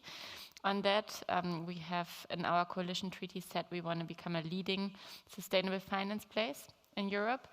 And I'm really happy that with regards to reporting, etc., we are on track, but that's also European. But we have this one really great political innovation in our coalition treaty, where we want to, exactly starting with CO2, standardizing that into balancing. and into accounting. And I'm really happy and thankful and would like to just say thanks again as well to ESMT that we are doing this together as well, partnering with people from businesses, with also IFRS and some others that at least come to discuss. It's not a, we are just exploring this in the coalition treaty to get this on track. Yeah, because I think this is so important that you asked on biodiversity. And I look at sustainability holistically. We haven't really talked about inequalities. Germany is a very wealthy country, but also here every fifth child lives in poverty. I mean, and it's already here. So it's very holistic, and we have to bear all these ambiguities, and that in some parts like biodiversity, we are not that far with metrics and comparability that we are with CO2, and it's the next big thing, discussed everywhere, the biodiversity thing.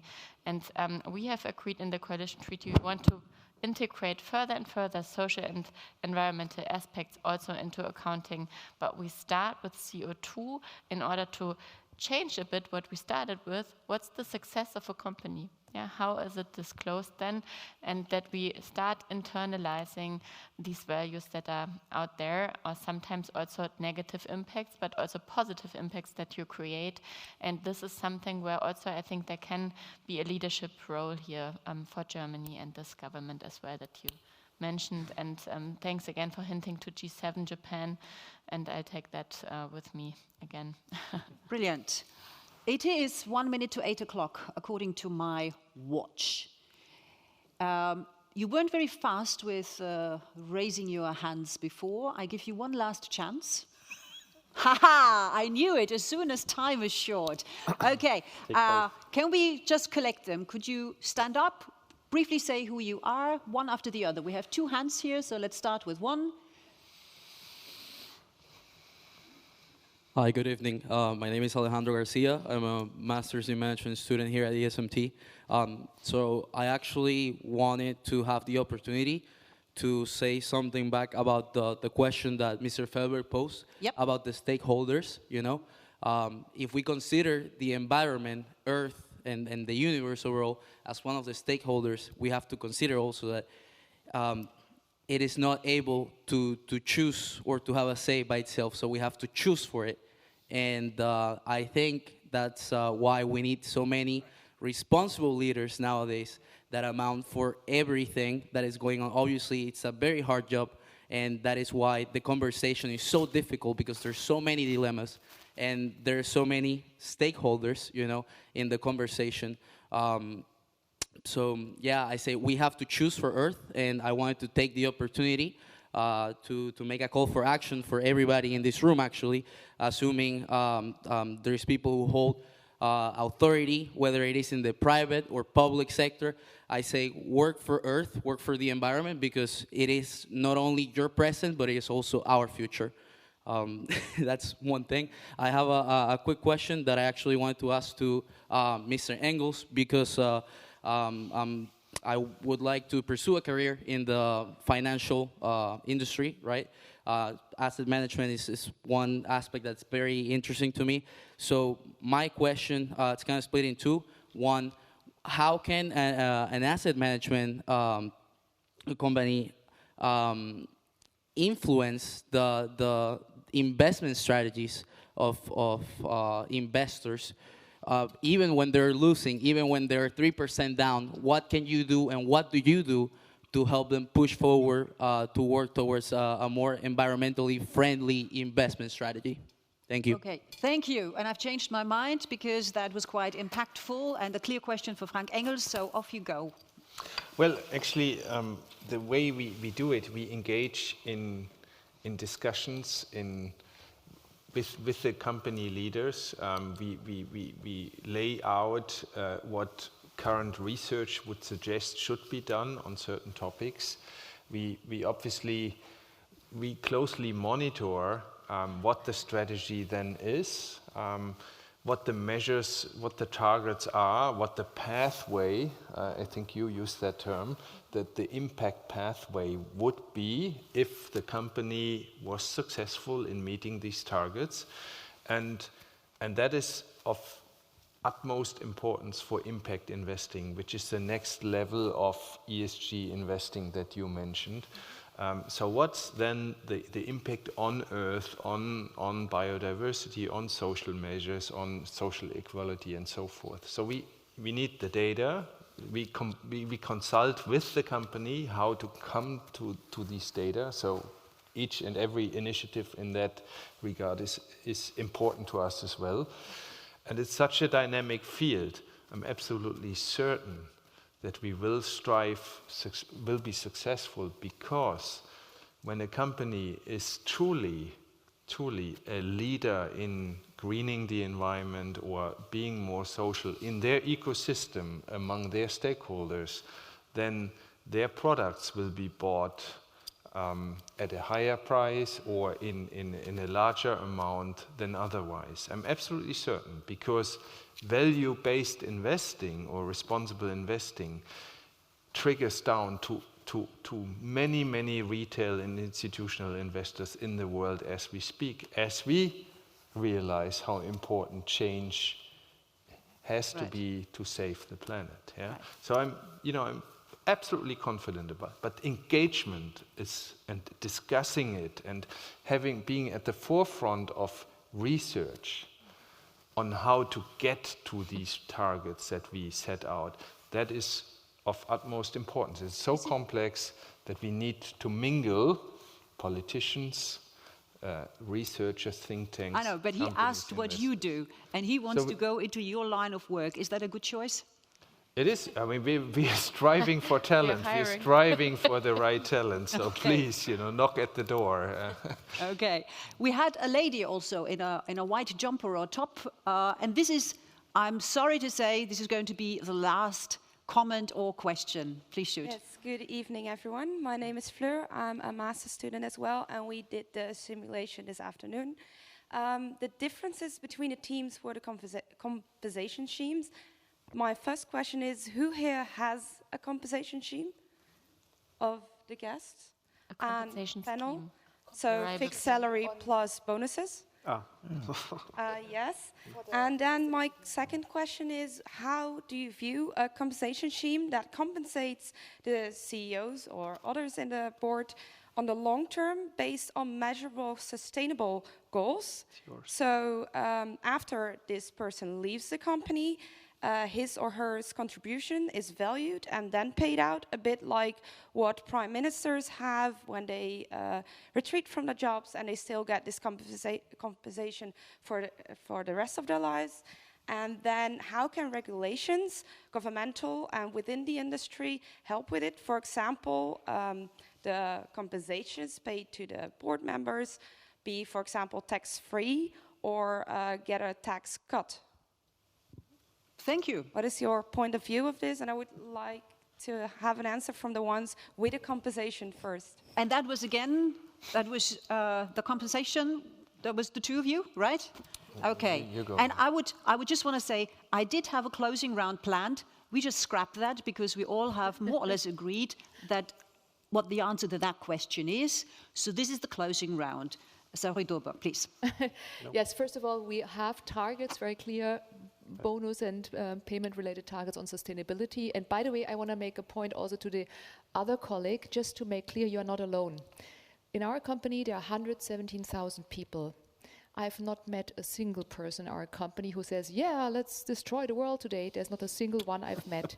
So you're not alone. I see a lot of colleagues that are personally motivated, and it's not only by NGOs who rightfully ask critical questions. It's our employees who bring ideas in as well, just to make this very clear. And that gives me confidence. And to the compensation, there is always, according to good governance, a long-term component. This is not specifically linked to sustainability, but to the overall acting, also ethical behavior that we show. And there are, of course, hold-back parts that are only then paid out if there is no damage created. So I hope that answers your question.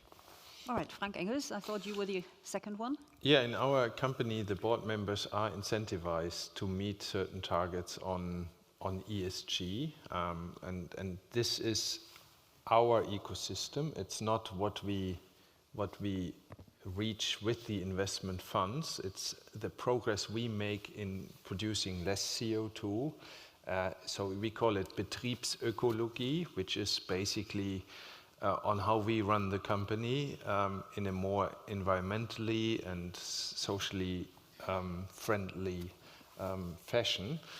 But what we also do is we look at how much impact do we generate through our engagement with companies which we invest in for the society. And we have joined the Net Zero initiative. So we said we want to have a target in place by 2045, I think it is, where we have a zero CO2 footprint. And we can only reach it if we invest.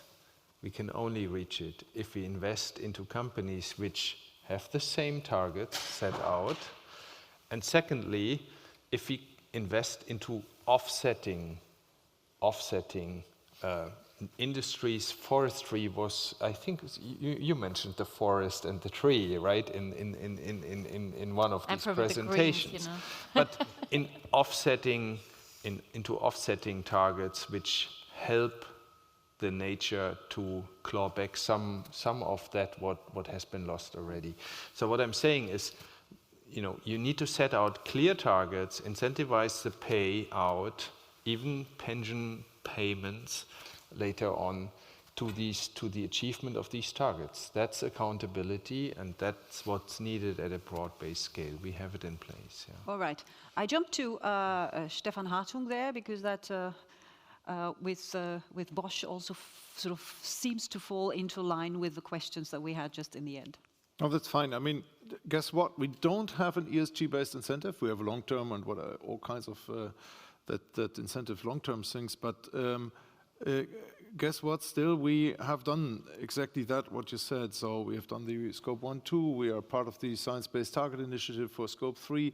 So, and you will ask why. Because sometimes, and I learned that now for many years, you can't try to steer everything with incentives. It doesn't work, right? Because if you try that, then you have to have a whole complex system, right? You already mentioned some. Should you do then after? What's about the retirement question?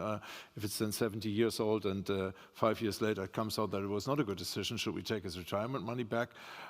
So those kind of questions come then up. And for us, the more important thing is actually that we agree on what is our philosophy and strategy towards that issues. And if the management team agrees on those things, then you also come to this decisions in a different mindset, which for me is, to be honest, way more important than an incentive. I rather want, by the way, not individual incentives too much. I rather want to have a little bit collective incentives. So all the management team members have the pretty much exact same incentive. You can't differentiate. I can't become better than my colleague. It's not possible in our company. That's an important factor that you also have this collective agreement among each other that you can't outpace the other one with a counter decision or a counter. You have to discuss it through. You have to finally do it as a group, and that's our way to do it. And so far we are successful. Will we have an ESG-based incentive? I think we will have in some years, because the number question will be solved in this years, and then we will introduce it for sure. All right. There was a question about tax incentives, please. right? And I know we are over time, but we can only do tax incentives for something that's there. But I know that that some companies are already doing that with regards to incentivizing with hard KPIs, and I think that's the important thing. Yeah? If you choose to do it, then it should be hard, and it should be something that really makes a difference. I also, for a book, I just finalized, interviewed Mr. Diederich, who was the former CEO of Hypo Vereinsbank, who said, okay, if you do it, you have to do it right. It has to be like 20%, not 5%. It has to be really strong. It has to trickle down as well a bit to middle management and to everything.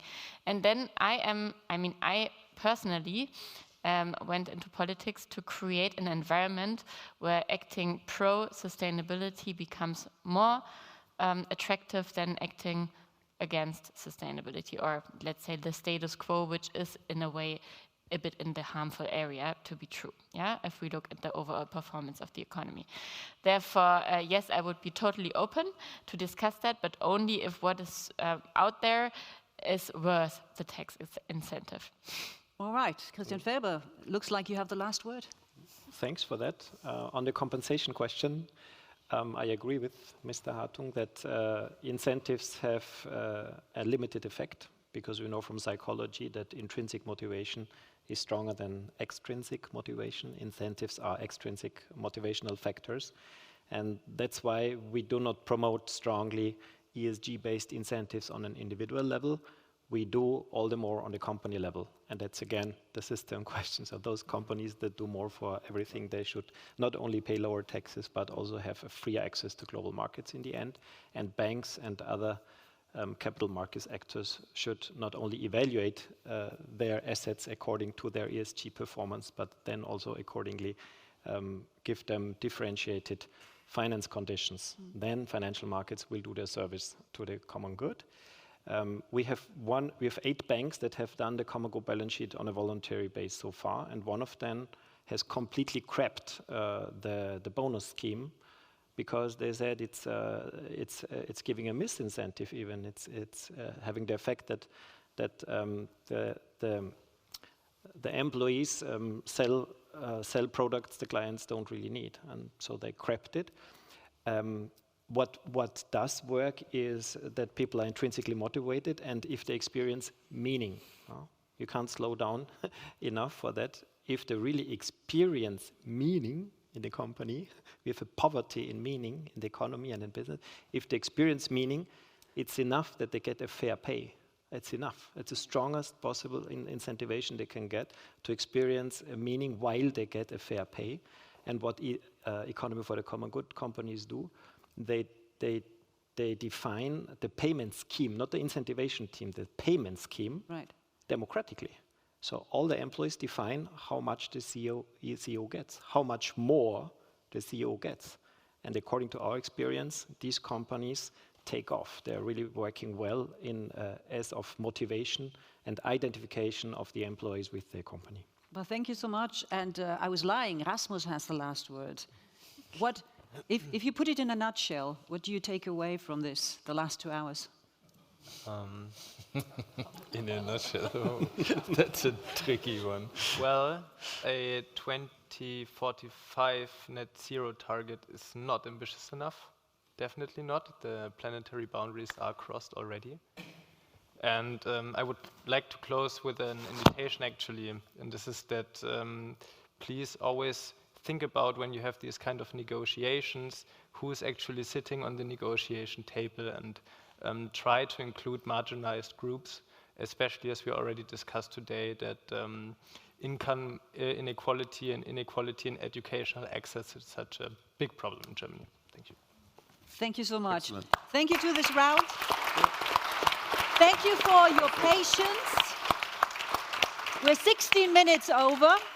Thank you for joining, and of course you're all invited now to a glass of wine, a glass of beer, to let it all sink in. Have a nice evening, stay safe.